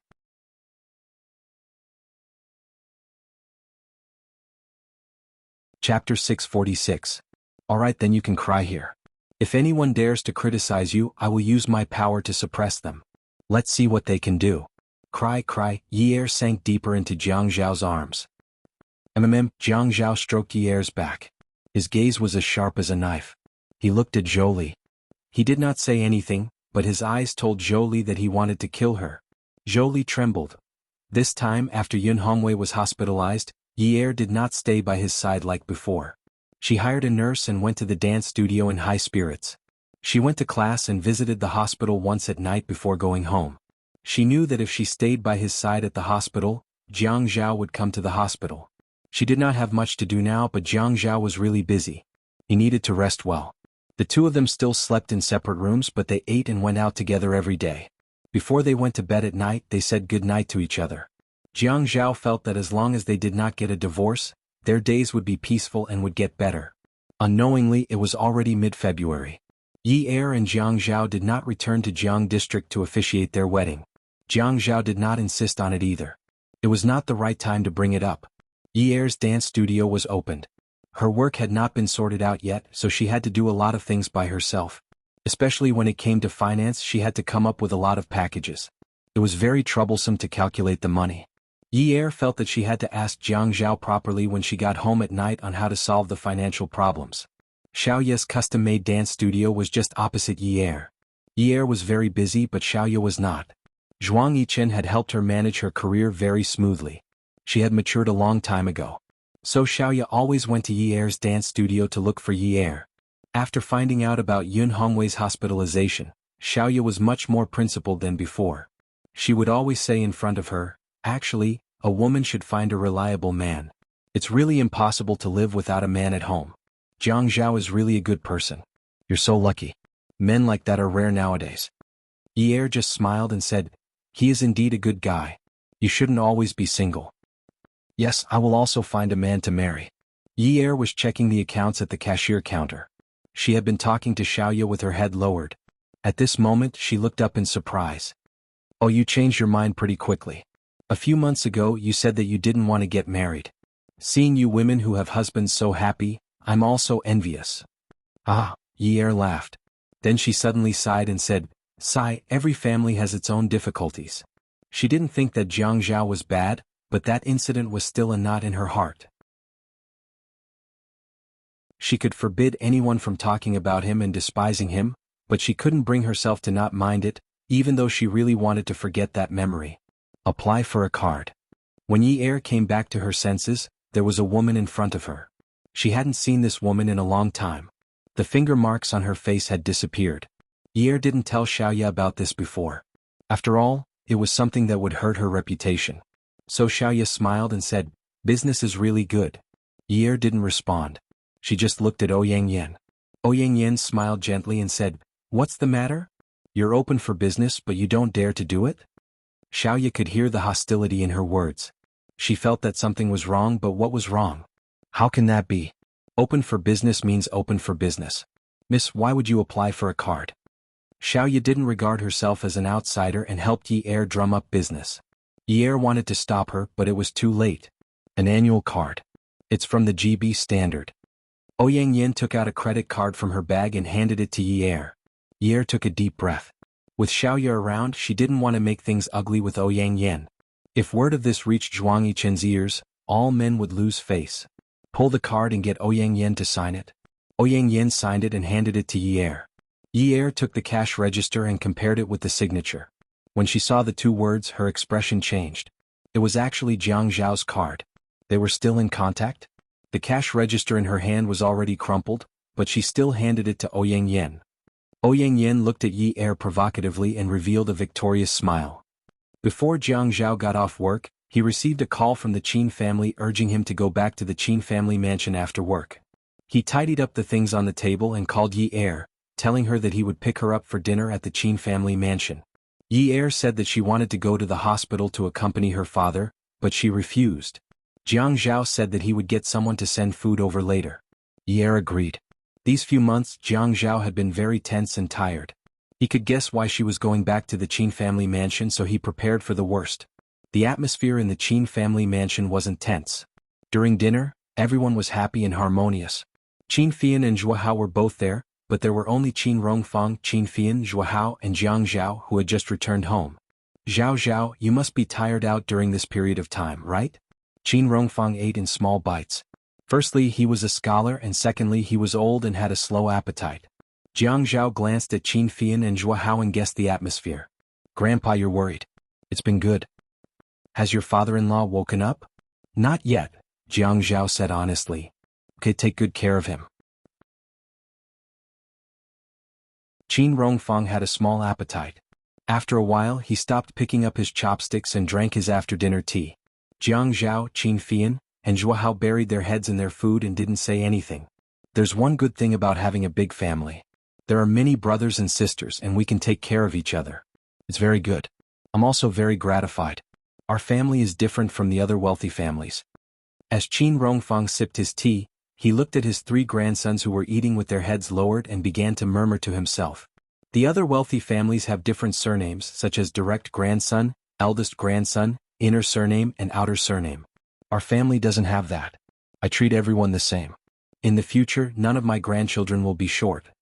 Qin Rongfang's hair and eyebrows were all silver. At this time, his hair shone like snow under the light. His eyes held a loving smile, but his three grandchildren didn't raise their heads to look at him. He sighed softly. "There's nothing I can't figure out. After living for so long, all my children and grandchildren are considered talents. Although Fian is often angry to the point of blowing his beard and glaring, but he's actually more mature." Qin Fian knew that when his grandfather said this comparison, what he was most dissatisfied with was his sexual orientation. Zhao Zhao and Hao Hao are also very filial to me. They're not worse than their own grandfather. I'm actually gratified. There aren't many grandfathers who can be as comfortable as me. Fian doesn't need to say anything. She's obedient and sensible. It's just that she's too soft-hearted. I'm worried that she'll be taken advantage of when she grows up. Jiang Zhao finally felt his heart getting heavier and heavier. Qin Rongfang had always been like this. The bigger the matter, the more he would downplay it. He would definitely make others feel like their hearts were being bitten by dogs and wolves before he would talk about serious matters. Qin Fian raised his head to look at Jiang Zhao. He winked at him and then deliberately pushed his glasses up to avoid Qin Rongfang's discerning eyes. Jiang Zhao looked at Zhua Hao again. Zhua Hao smiled. The three of them buried their heads in the delicious food again. "Sai, the one I'm most worried about is Feiyu. When I die, the three of you will be wearing the same pair of pants. You still have to take care of your sister. Don't just let the three of you play secretly and let others bully her." Here we go again, the three of them said in unison. Qin Fian sat next to Qin Rongfang. He stood up and took the kettle to refill Qin Rongfang's tea. Then he put down the kettle and patted Qin Rongfang's shoulder. He sat down and said, "Grandfather, don't worry. I'll definitely take good care of Feiyu. I'll protect her by my side and be an old maid for life." Qin Rongfang couldn't hold it in any longer. Every time this happened, Qin Fian would always be the first to jump out and ruin the atmosphere. It wasn't easy for him to create such emotions. He slapped Qin Fian's hand away and said, "Get lost. Don't think that your sister will end up like you." Actually, the three of them all knew that the person they were going to judge today was Jiang Zhao. So Zhuahao rushed to say, "Grandfather, tomorrow I'll introduce an officer to Feiyu. You can become a great-grandfather earlier, okay?"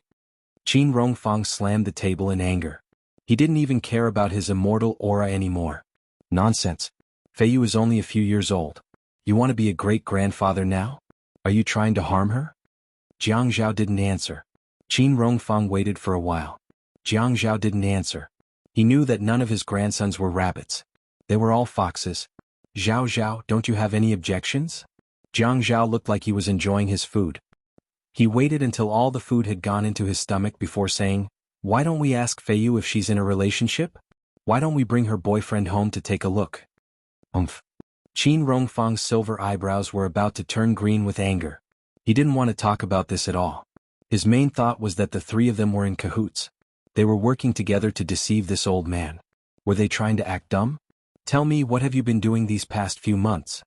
Jiang Zhao wiped the corners of his mouth with a napkin and smiled. "I'm the eldest. I'll go first." Jiang Zhao coughed. "I'm laying the foundation for my next promotion to the standing committee. I won't go into the details. The business of my two companies is getting more and more important. I want to hire a CEO, so there are a lot of chores at home. Luckily, Yunyi is taking care of me a lot, so I'm not too distracted." Qin Fian raised his hand. "I'm number 2. Brother, I'm done talking.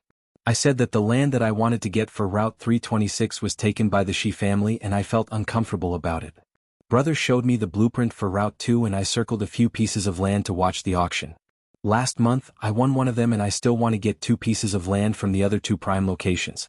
My focus is on this because the company's other businesses are going well and I don't have to worry too much. Oh right, another company is holding a press conference for their high-end swimming product this month." Zhuahao said, "Then it's my turn. There's a real combat exercise at the end of January, so I've been busy with these things for a while." Qin Rongfang slammed the table. "Enough. Have you brats learned how to play dumb now? Have you learned how to play dumb? Are you trying to anger me to death?" Jiang Zhao said with a smile, "Grandpa, we want you to live for 1,000 years. Am I an old monster?" After Qin Rongfang finished speaking, he snorted. "Jiang Zhao, how do you explain the family Ouyang incident? Grandpa already knows, so there's no need to explain, right?" Jiang Zhao took a sip of his after-dinner tea. Qin Rongfang's angry expression changed and he said seriously, "Have you ever thought about the position of the Qin family when you worked together to destroy the family Ouyang? What did the Qin family of Haiqing rely on to be the number 1 family in Haiqing? The Qin family is not like Shi Jintian in the underworld.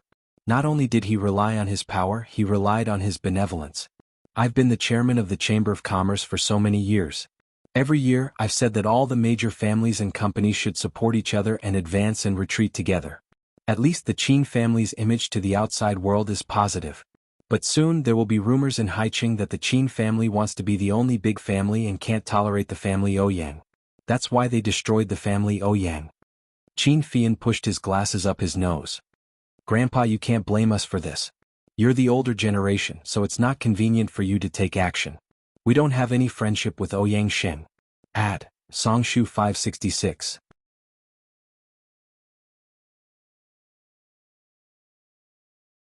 Chapter 647. Zhuahao was a handsome and resolute soldier. He was more serious than Qin Fian when he spoke. "Grandpa, if we intervene in this matter, my brother will do it alone.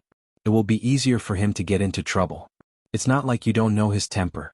He did this because he couldn't take it lying down.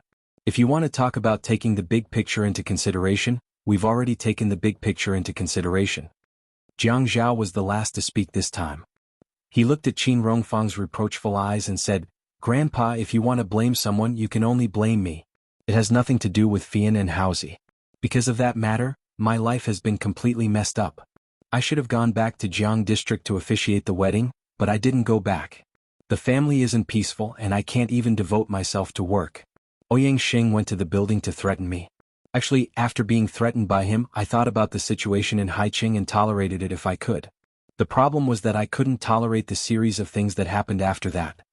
Qin Rongfang knew that the situation was irreversible. In the past few months, the family Ouyang had encountered major problems one after another. There were product quality issues, illegal buildings being demolished, financial deficits being reported in advance, share prices plummeting, capital chain problems, workers going on strike, and recently, even the project with the Zhuo family had problems. The family Ouyang couldn't get a loan, and Ouyang Yu couldn't use his connections to help Ouyang Jian get a loan. They couldn't continue working with the Zhuo family. The termination of the contract was considered a breach of contract, but when something happened when the project was about to end, the Zhuo family was the one who benefited. The outside world couldn't see anything fishy, but he knew his grandson's roundabout methods and methods. You're a man. What can't you tolerate? Didn't I ask you to marry Ouyang Yan before the divorce? Then wouldn't it be better to avoid trouble? Grandpa, is it possible to solve this matter by avoiding unnecessary trouble? Must you ruin Ouyang Sheng's reputation, and then the matter between you and that girl from the Yun family will be resolved. Even if it can't be resolved, I have to do this. Jiang Zhao's tone was calm at first, but it became more and more unyielding. He seemed to have forgotten that he was talking to an extremely prestigious elder. Qin Rongfang patted his chest. I'm so angry. Qin Fian reached out and patted Qin Rongfang's back. He knew that his grandfather was exaggerating a little, so he did the same. The action of patting the back was big and light, so it was useless. Grandpa, it's not that I want to criticize you, but being the chairman of the Chamber of Commerce is indeed a good thing. Can't you just sit there with your back straight and not feel guilty? Now, someone is saying that the Qin family is having a family Ouyang? Did anyone say that I was taking revenge? No one said that, so why are you so anxious? Seeing that Qin Rongfang was so anxious, Qin Fian smiled and continued, besides, we are your grandsons. What kind of deep friendship do you have with Ouyang Sheng? You have a good relationship with the Shi family, so when Unwu stole the land I wanted, I didn't even spare a fart. That's different, isn't it? Qin Rongfang glared at Qin Fian. Stop patting, it's worse than scratching an itch. Qin Fian raised his hand. Fine, I'm sorry, Grandpa. Zhao, where it's possible to make mistakes, let it go. Let it go? Give him a chance to come back from the dead and retaliate? Jiang Zhao chuckled lightly. Grandpa, I never thought of letting it go. Qin Fian recklessly interjected, Grandpa, I'll support brother to the end. Why don't you go abroad to relax? What the eye doesn't see, the heart doesn't grieve over. Zhuo agreed. Grandpa, why don't you pick a place with better scenery to relax? You bunch of stinks. Kid. I've already said so much and you still don't know how to repent. Grandpa, I don't think I've done anything wrong, so I don't want to change. Jiang Zhao leaned back. His voice was light, but his gaze was firm. Qin Fian added, Grandpa, as the saying goes, don't do to others what you don't want done to you. Don't tell me you encountered something like this in the past? Would you have tolerated it? In any case, I don't think brother did anything wrong. If you don't like it, just turn a blind eye and pretend you don't know. Qin Rongfang closed his eyes. It's easier for me to just close my eyes. Then the three of us will send you back to your room to rest. All of you leave. We'll take our leave. Qin Fian stood up with a smile and gestured to Jiang Zhao and Zhuo Hao. The three of them left the hall. Zhuo Hao patted Jiang Zhao's shoulder and said somewhat mockingly, Brother, about this matter, I actually think you were a little too harsh. Ouyang Sheng was so angry that he was hospitalized again. There are even blisters on his mouth. Jiang Zhao laughed. I wasn't the only one who did it. You were the one who was the most ruthless. Don't forget, the Zhuo family is the one who really profited. I remember you told me before that you wanted to ask Big Brother Jiang to build a 7-star hotel for him. Look at how anxious you are now. He keeps spitting out money and it doesn't even go into your pocket. It's not worth it. Qin Fian bumped into Jiang Zhao. We can't wait. If we want to do it flawlessly, it'll take too long to contact him. Brother, you said that even Grandpa noticed it. How can Ouyang Xing not notice it? Zhuo Hao was a little worried. He stopped in the courtyard and looked sideways at Jiang Zhao. Jiang Zhao shook his head. If he had guessed it, with his arrogant and conceited personality, he would have made a fuss long ago. Didn't we set up so many smoke bombs and side projects to cause him to be confused? He's probably suspecting the provincial party committee now. Moreover, Dad acquiesced to this matter and covered for me, so Ouyang Xing can't be that sensitive. Qin Fian pushed up his glasses and laughed. At critical times, Grandpa is not as forthright as uncle-in-law. As soon as Qin Fian finished speaking, something hit him in the back. Before he could turn around, Qin Rongfang walked over quickly. "Little bastard, how dare you speak ill of me behind my back?" Qin Fian took a step to hide behind Jiang Zhao. Qin Rongfang pointed at his nose and scolded, "If you don't give birth to a child of the Qin family by next year, I won't strip you naked. You'll be hung at Haiqing's toll booth for public display." Jiang Zhao had heard Qin Rongfang say this more than once. He held the old man's shoulder and suggested in a friendly manner, "Grandpa, why don't I help you contact the art school's teachers and say that they'll let Fian's body be a model for the students and charge them some money? Who knows, maybe they can even make a fortune. Maybe people from other places will come because of your reputation." Qin Fian pretended to be angry and said, Brothers are used to betray others, aren't they?" Qin Rongfang didn't continue this topic. "Zhao, Ouyang Xing isn't easy to deal with. If he finds out that you're messing with him behind his back, his connections aren't to be trifled with. I know things are almost done. This time Ouyang Xing is under investigation. Once the bank connection is cut, it'll be difficult for him to even think about it. Ouyang Xing just moved his company to another city before the new year. Ouyang Hai has no one who can really help him." Qin Rongfang sighed. "Ask that girl from the Yun family to come over often for dinner. I'll ask Qin Zhen to persuade her another day. It'll be easier for women to talk when they're together." Okay. The next day Qingming Festival. Jiang Zhao left the house early. The radio kept talking about Qingming Festival. She was thinking about what gift to buy for Yi Er that night. However, just as Yi Er picked up her bag and was about to leave, the doorbell rang. She opened the door and felt disgusted. "What are you doing here?" "I'm looking for second brother." "What's the matter?" "I'm pregnant." Yi Er tightened her grip on the handbag, feeling a little breathless. She hurriedly turned around to hide her expression from Ouyang Yan's eyes. She placed her handbag on the counter in the shoe-changing area, opened it and took out her makeup bag. She stood up straight and looked at the small mirror in her hand to reapply her eyebrows and lips. However, when she saw that her face in the mirror had gained some color, she thought about the credit card that belonged to Jiang Zhao on the cash register yesterday. She bit down on her heart, but she quickly calmed down on the surface. She casually took out her phone and dialed a number. She said gently, "Hello, hubby. Your mistress is waiting for you at home. Do you want to book a couple's private room? It's so hard to book a table today."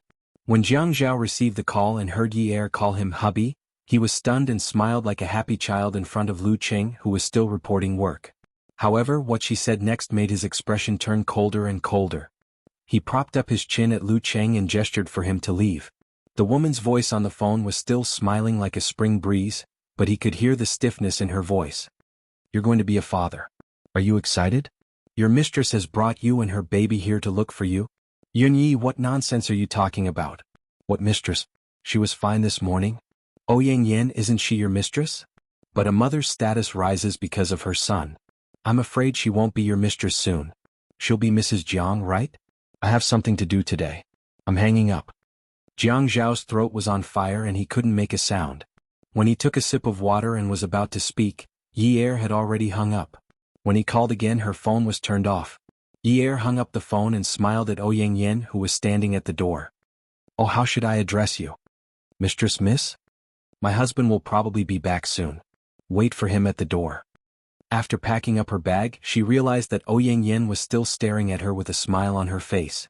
Her smile was like spring water, so gentle that it made one want to hold it in their hands and drink it into their stomach.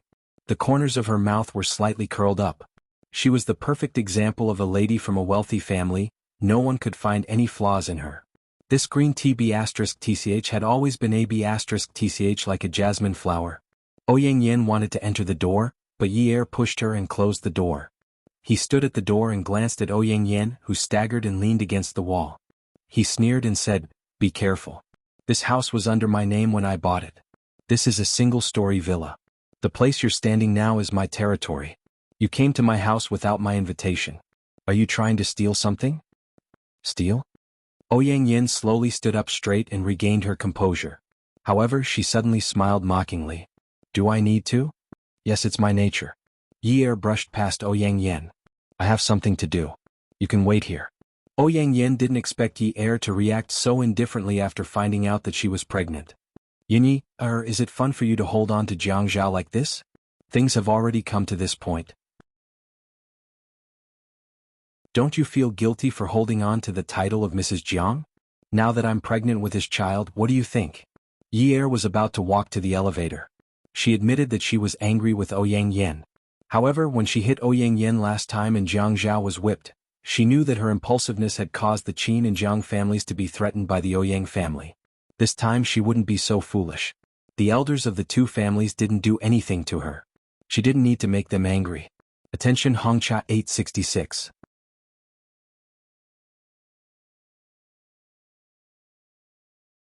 Chapter 648. Even so, there was a limit to her patience. She turned around and glanced at Ouyang Yan's abdomen.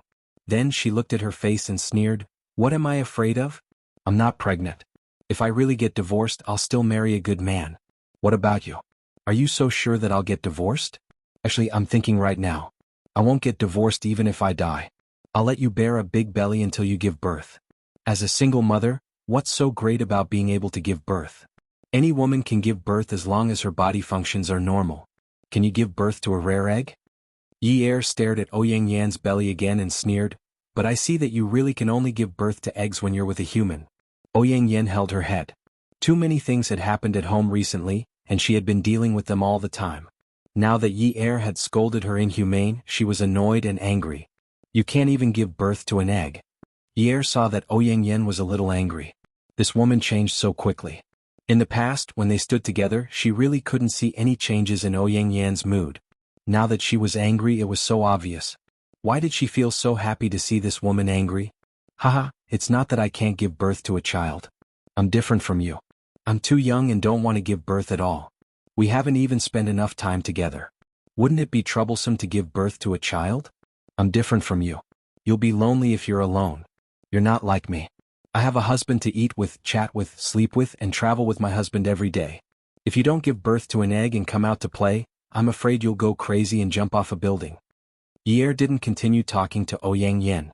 She was just showing off. This woman was more sophisticated than her. She was no match for Ouyang Yan at all. If she stayed any longer, she would be the one who would be angry. She ignored Ouyang Yan and pressed the elevator button to leave. Ouyang Yan was really angry at Yi Er's words. Seeing the elevator door close, her watery eyes became as cold as a knife. She gritted her teeth and felt that she had always been too dignified. That was why she was defeated by Yunyi. Jiang Zhao had loved her before, but she, who had always been cautious, was not as free and easy as Yunyi. Men liked the new and hated the old. Jiang Zhao must have felt that a woman like Yunyi was fresh and exciting. She couldn't understand the so-called true nature of a man, but she knew that men were not good people. They were all eating from the bowl and looking at the pot. When Ouyang Yin left Ninth Mansion, she received a call from Jiang Zhao. "Ouyang Yin, what the hell are you doing? Second brother?" Ouyang Yin slowed down the car and laughed to herself. "Ouyang Yin? Have you forgotten that you've always called me Yun Yun? Do you want to die? Who told you to look for her?" It was just a light mockery, but when he stepped on the brakes, it turned into a guffaw. He laughed until tears came out of his eyes. She could hear the man's heavy breathing, and she could hear the sound of his teeth grinding. Since she was young, she had never seen Jiang Zhao angry. Although many people said that Jiang Zhao was not easy to get along with, and although he treated people well, he was actually a little cold and arrogant. Even so, Jiang Zhao treated her well and was almost obedient. When they were young, she was the princess that everyone worshipped. After they got together, she was the princess in his hands. He had never lost his temper and shouted at her. He even viciously said that she wanted to die, didn't she? When Yunyi hit her, not only did he not help, he even grabbed her hand and let Yunyi hit her. After so long, he didn't ask if she was doing well, but asked if she wanted to die. Laughter, cries, and the sound of falling tears. Even if Ouyang Yan cried, she had never cried like this before. Jiang Zhao had already returned to mansion number 9, but there was no one at home. He called Yi Er's cell phone, but she didn't pick up. When he called the store, the clerk who went there early said that the boss hadn't gone to work yet. It wasn't easy for him to calm down his life, but now it was a mess. He felt that God had made things for him, testing his endurance time and time again. "Do you only have Yunyi in your heart now? But I'm pregnant with your child. What should I do?" "Ah." Ouyang Yin cried and laughed as she covered her mouth. Do you want to abandon your debt and live happily ever after with Yunyi? Are you dreaming? I won't do as you wish. That's great, that's great. Yunyi must hate you to death. Why do I feel so comfortable? Ouyang Yin wanted to continue, but Jiang Zhao hung up. Jiang Zhao was worried that something would happen to Yi, but he wouldn't let anything happen to her. The first thing he should do now was to find her. Yi went to the dance studio. She needed to find something to do. She couldn't think about Ouyang Yan's pregnancy. That provocative gaze flashed in front of her, and the dark brown horsewhip lashed out in the air, causing her heart to palpitate with fear reverberating in her ears. Jiang Zhao worked from Monday to Friday. Occasionally he would work overtime on weekends. She basically knew his schedule. When he was free he would accompany her at home. The two of them would also go to the movies. Although they slept in separate rooms during this period, she felt that their relationship was becoming more normal. They were no longer like before, where they wanted to win or lose in everything. Most of the time he would give in to her. Occasionally he would get a little angry, but if that was the case she would give in to him. At the end of the day neither of them wanted a divorce.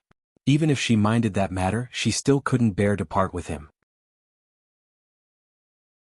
Especially when she felt how good he was to her. Sleeping in separate rooms must have made him hungry, right? In the past, she knew that if a man didn't have enough to eat at home, he would go out to eat. Xia Qian parked her car at the roadside. She got out of the car and called Xiaoya. Sis, I'm at Yi's office. I'll come over to look for you later. Xiaoya said, I'll come over to look for you guys later. After hanging up, she went to look for Yi. However, Xia Qian followed behind Yi and listened to her scolding people. First, she said that people didn't wipe the wall mirrors clean. Then she said that the voice at the reception desk was impolite. Then she said that someone was slacking off early in the morning. Xia Qian finally followed Yi to her office. She sighed and said, Yunyi, are you like this at home too? Jiang Zhao likes a woman like you? Oh my god, he has such strong taste. He likes a woman who nags like she's going through menopause. How can he like a woman with such a sharp tongue? Isn't this too tasteless? Yi had been angered by Ouyang Yan's bitch attitude this morning. Now that she was provoked by Xia Qian, she almost stomped her feet. She was paired with Jiang Zhao and Jiang Zhao was tasteless? The last time she beat up Ouyang Yan and let Ouyang Xing threaten the Jiang and Qin families, it was not what she wanted. This time she did not vent her anger. Xia Qian happened to be there. She rolled up her sleeves and pounced on Xia Qian. But when she was about to push Xia Qian to the ground and tickle her, Jiang Zhao pushed open the door of Yi's office. Yi was stunned. She rolled her eyes at Jiang Zhao and stared at him angrily. Xia Qian turned and saw Jiang Zhao. Mayor Jiang, hurry up and drag this commoner's wife out of the office. She is going to turn the world upside down. When Xia Qian said that Yi was a commoner, Yi remembered Ouyang Yan's noble and reserved manner. Who are you calling commoner? Who are you calling commoner? She stretched out her hand to strangle Xia Qian and Jiang Zhao walked over. He bent down and picked up Yi from the floor. He looked at her coldly. Xia Qian stood up. She was an idiot and felt the atmosphere was weird. But her instincts told her that Jiang Zhao wanted to uphold justice for her. Jiang Zhao, you better teach your wife a lesson. She does not behave like a commoner's wife at all. She is such a B*TC. It's embarrassing to bring her out. Jiang Zhao turned and looked at Xia Qian angrily. Xia Qian, seems like you are not comfortable with your internship at the TV station? Xia Qian finally realized that they were husband and wife. Her job was arranged by Jiang Zhao, and it was easy for her to get into the city television station. Many low-ranking officials and their families could not even get the chance to be an intern. Who knows how many red packets they would have to bribe them. However, she did not spend a single cent. She was a person who did not forget to dig the well. When she saw Jiang Zhao, he was her benefactor. She could not treat him as casually as she treated Yi. Hence, she immediately laughed and scratched her head. Haha, it's very comfortable, very comfortable. I am here today to tell Yi that I will be doing an interview at the city's swimming pool in a few days. You all can look for the news tomorrow. Xia Qian felt that she must show her face during this interview. She suddenly felt that she was going to be a celebrity. This feeling was too good. Yi shouted at Xia Qian. Lousy host. Who wants to see you? Xia Qian jumped back and raised her hand to stop him. Fine, fine, fine. I will leave first. You can come and see me again when I become an unbreakable host. I feel that your yin and yang are out of balance and you have a bad temper. I suggest you go to a doctor to recuperate. I have been following a program recently. The TV station is doing a health program that focuses on how to maintain one's health and recuperate. I suggest you take a look. Xia Qian, if you continue to stay here, I am afraid you won't be able to escape the interview at the swimming pool. Many people are trying to squeeze into that internship. Jiang Zhao had just finished speaking when Xia Qian's voice reached the corridor. I am leaving. I wish you all a blissful marriage. When Xia Qian arrived at Xiaoya's workplace, she sighed and told her about what had happened at Ye'er's place. This Ye'er is so unrighteous. She actually wanted to fight with me. She is such a shrew. There was a stage in front of Xiaoya. The stage was wrapped in a wedding gown. The white gauze flowed on the ground, leaving a happy trail behind it. Xiaoya's hand was under her chin, covering the area below her nose. Her eyes were clear and bright as she stared at her work. It was as if there was a living person standing in front of her. She saw the beautiful smile on the bride's face. Although the bride had beautiful shoulder blades, her neck was a little short. The bride was also a little conservative. If the gown was changed to a V-neck, would the bride be able to accept it? There were accessories and lace on the work table. She picked up 2 pieces of luxurious hand-knitted lace and imagined how the wedding gown would look like after the change. She placed the lace on the shoulder straps and pulled it down to the cleavage at the chest. Then she picked up the sketchbook and pencil on the work table. She erased the top half of the wedding gown with an eraser and sketched seriously. The lace sleeves were slightly blistered and stretched all the way to the chest. The V-neck looked deep, but the faintly discernible lace was able to block the glow that everyone coveted. The lace on the sleeves was changed again. The density of the silk flowers was higher than the lace on the chest. The texture was soft. The bride's shoulders were too thin and the bones on her shoulders were too protruding. The lace sleeves just wrapped around the bones. Songshu 566.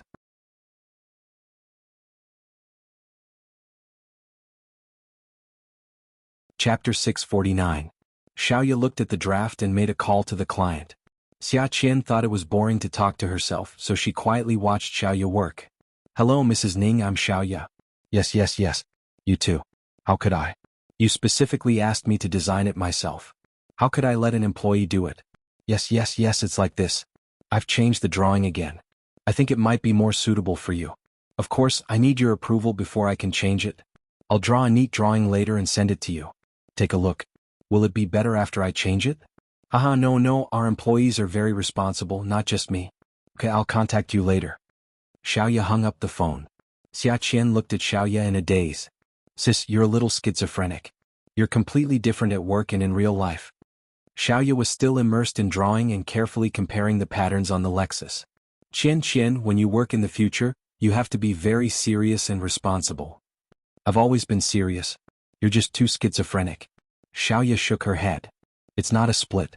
It's an attitude towards work. Although I've never told you about my affairs and you've always acted like you don't know anything, I know very well and you've pretty much guessed it. Doing business is like growing up from a baby. We have to learn to walk and rely on others to encourage, support, and reward us. When we fall, adults will pick us up again. But during this time, we have to cherish and work hard, because it's sad to always need others' support. No one doesn't want to walk alone, then run, then climb mountains and conquer the land under their feet. Do you understand what I'm saying? Xia Qian scratched her head. I understand. It means that we can't let adults feed us. We have to learn to eat by ourselves. Sis, I think brother-in-law is very handsome. How could she not see that the man she met last time? Her sister's affairs were at the peak of her career. She rarely saw this man around her. Her sister didn't deliberately hide it. She just used it to remind her not to tell the elders at home. What if I tell you that he's not your future brother-in-law? You can find anyone to be your brother-in-law as long as that person treats you well. So you should be able to tell that Jiang Zhao actually treats Ye'er very well. For a man to allow his woman to act like a shrew in front of outsiders, it means that he loves her. You shouldn't reprimand Ye'er's character. Instead, you should envy her for finding a good husband. In the future, you should also find a man who loves you. When the time comes, I'll make you the most beautiful wedding dress and make you the most beautiful bride. Sis, what are you talking about? I don't want to get married. Why do I feel like something's wrong with you today? Something so interesting happened in Ye'er, but you don't seem to be in the mood at all. Are you hiding something from me? Xiaoya looked up. She looked at Xia Qian, who was sitting at her workbench and looking at her seriously. I always look like this when I'm working. Why did she reveal her emotions so easily now? Oh yes, I feel that Ye'er must have something on her mind today. I'm afraid she might have gotten into a fight with Jiang Zhao. Let's go over and take a look later. Ye is about to hit someone. If they really get into a fight, it won't be nice. Jiang Zhao is the mayor after all, and Ye is not rational now. As her friends, we can't let her do whatever she wants. Furthermore, she is very prideful now, and I'm afraid she can't stand it anymore. Xiaoya threw her pen aside and changed into her high heels. She took her coat from the coat rack. Let's go over now. I don't want anything to happen. Xiaoya and Xia Qian had just arrived at Ye's store when they bumped into Ouyang Yan, who had just parked her car. Xiaoya greeted her in a friendly manner. Miss, why are you here today? Ouyang Yan saw Xiaoya. She knew her. Jiu Xiaoya. She has a lot of clothes in her house that were made in YA. But when she remembered that Xiaoya was Ye's friend, she gave her a cold smile and walked up the stairs.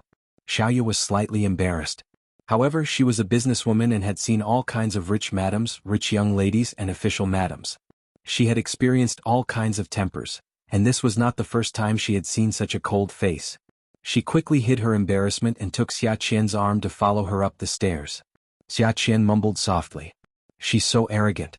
So what if she is beautiful? She might not be able to get married for the rest of her life. Xiaoya patted Ye's arm. Don't be so narrow-minded. Don't be so petty, okay? Think about it. When you become a host in the future, you will meet all kinds of weird people. You can't possibly criticize all of them, right? Okay. Take a step back. I understand. Ye's store was a small space on the first floor. One had to press the elevator or walk up the stairs to the second floor. Once the elevator opened on the second floor, one would be at the front desk. Ouyang Yan went to the front desk on the second floor. Ye was here yesterday, but he was not today. The dance studio was not small. It took up more than 1,000 square meters of space and was divided into many classrooms. The decoration was also more upscale than other dance studios in Haicheng. Nowadays, people who hired private tutors at home would come here to learn. It was said that they had hired a few famous dancers as their teaching assistants. It was impossible to hire them from outside. There was a class every half a month, and it was quite a gimmick. She could hear the sound of the teacher teaching the dance steps or practicing the basics.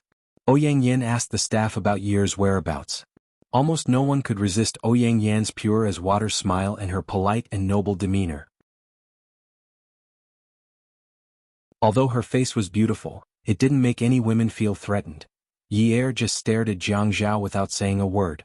His eyes were about to pop out of their sockets. He did not even dare to blink. If he did, he would burst into tears. Jiang Zhao rubbed his chin. Yinyi, it's been so long. You still don't believe me? I haven't contacted her since. Just now I couldn't get through to your phone, so I called her. Ye sneered at this moment. Jiang Zhao, who are you lying to? You even gave her your credit card. Does Ouyang Yan lack money? Calculating the expiration date of the credit card, that card was applied for in the past 2 months. You say you haven't contacted her? If you haven't contacted her, then why did you come to me with the card you gave her to show off? When did I give her a card? Jiang Zhao was also furious. These words were clearly shouted out with bulging veins. This was simply an attempt to pin a crime on him. He should have swallowed the humiliation in the past. Regardless of whether he had the other party's Dao or not, the matter was there. If he didn't make things clear then, he wouldn't be able to make things clear in the future. He could not do anything about it. But Ye said that he gave his credit card to Ouyang Yan. This was simply ridiculous. With his current relationship with the family Ouyang, it was impossible for him to apply for Ouyang Yan's own card, let alone apply for Ouyang Yan's own card. Yinyi, you've learned how to slander people for no reason, haven't you? Ye grabbed the newly drafted package form on the table and smashed it on the ground. Am I slandering you? The card that Ouyang Yan used in front of me yesterday was your card. You are Jiang Zhao's card. You said that you wanted to lead a good life, Jiang Zhao. You were the one who said that you wanted to lead a good life and lead a new life. Ouyang Yan is pregnant now. Ye stomped hard on the form on the ground. She finally blinked, and with this blinking she lost all her strength. What does her pregnancy have to do with me? Jiang Zhao grabbed Ye, who was venting, and held her in place. Tell me, what does her pregnancy have to do with me? What does it have to do with me? Jiang Zhao was about to go crazy because of this matter. He hadn't had a moment of peace in the past few months. When he thought about ruining the family Ouyang, he finally felt that he could vent his anger. Now that this matter had suddenly come knocking on his door, he also wanted to smash things. He also wanted to vent his anger with all his might. Timdi. What did Ouyang Yan's pregnancy have to do with him? If it has nothing to do with you, then why did she go to Ninth Mansion? She said that the child she's pregnant with is yours. It's yours. It's yours. Yi Er really went all out this time. She pulled open Jiang Zhao's suit and unbuttoned the top 2 buttons on his shirt. Then she bit down on his shoulder, whimpering as she bit. It was already painful to break the skin. At this moment Yi Er's tears dripped into the broken flesh. Jiang Zhao frowned and hissed, "Yunyi, you won't believe me for the rest of your life, right? If she says it's mine, then you'll think it's mine, right?" Yi Er was trapped in Jiang Zhao's arms. The moment she let go of Jiang Zhao, she slumped back weakly. There was still some blood in her mouth. She was so angry that the lipstick on her lips had stained Jiang Zhao's shoulder. Her lips were stained with the blood from Jiang Zhao's shoulder. "How am I supposed to believe you? Jiang Zhao. What about the child? What should I do?" Jiang Zhao was so angry that his tall body was trembling. He reached out to grab Yi Er's shoulder and shook her forcefully. When he glared at Yi Er, his eyes were filled with anger and disappointment. "I told you. It has nothing to do with me. I didn't sleep with her. How many times have I told you that I don't have any memories of that period of time? How many times have I told you that I don't remember sleeping with her? I don't feel anything at all, Yunyi. You'll never believe me. If I slept with you, even if we didn't do it, even if we just kissed and hugged, there's no way I wouldn't remember it at all. Why won't you believe me?" Jiang Zhao was already tired of explaining. Just as he said, how many times had he said it? How many times had he said it? But Yi Er always judged him based on what other men did. In her eyes, even if a man was caught in bed, he would say that he was seduced by another woman. Even though the office door was closed, the 3 people outside could still hear the argument inside. Even though Xiaoya was quick-witted, when she heard the argument, she went to look for the supervisor and asked her not to come to the office. The supervisor was familiar with Xiaoya and knew that Xiaoya and Yi Er were good friends, so she agreed to let Xiaoya go. She even called out the person in the finance office and told her not to work for now. If anyone wanted to come to the office or finance office to look for Yi Er, the supervisor would stand at the end of the corridor and send them away. Xia Qian wondered if she should go in and persuade her. Xiaoya pulled her back and glanced at Ouyang Yan, who was standing beside them. She saw that Ouyang Yan was still standing there elegantly with a slight smirk on her face. She looked a little smug. Smug? Smug. She wasn't mistaken. This woman had heard the argument from outside the door and looked a little smug. Originally, Xiaoya wanted to ask Ouyang Yan to leave, but Ouyang Yan said that she and Jiang Zhao were friends. Now that she thought about it, something was wrong. If they were friends, why did Yi Er have such a reaction when she saw this woman yesterday? Xiaoya had a lot on her mind. She wanted to ask for an explanation, but Ouyang Yan had already taken a step forward and opened the office door. "Mistress, come and see." Songshu 566, that you're tuning in to the Han Li's Wuxia Chronicles YouTube channel. We're so grateful for your support, and don't forget to subscribe to join us on this incredible journey through captivating stories. Your generosity through donations truly makes a world of difference, as it's the primary source of revenue that allows me to expand and enhance this channel for you. Thank you from the bottom of my heart for being a part of this adventure.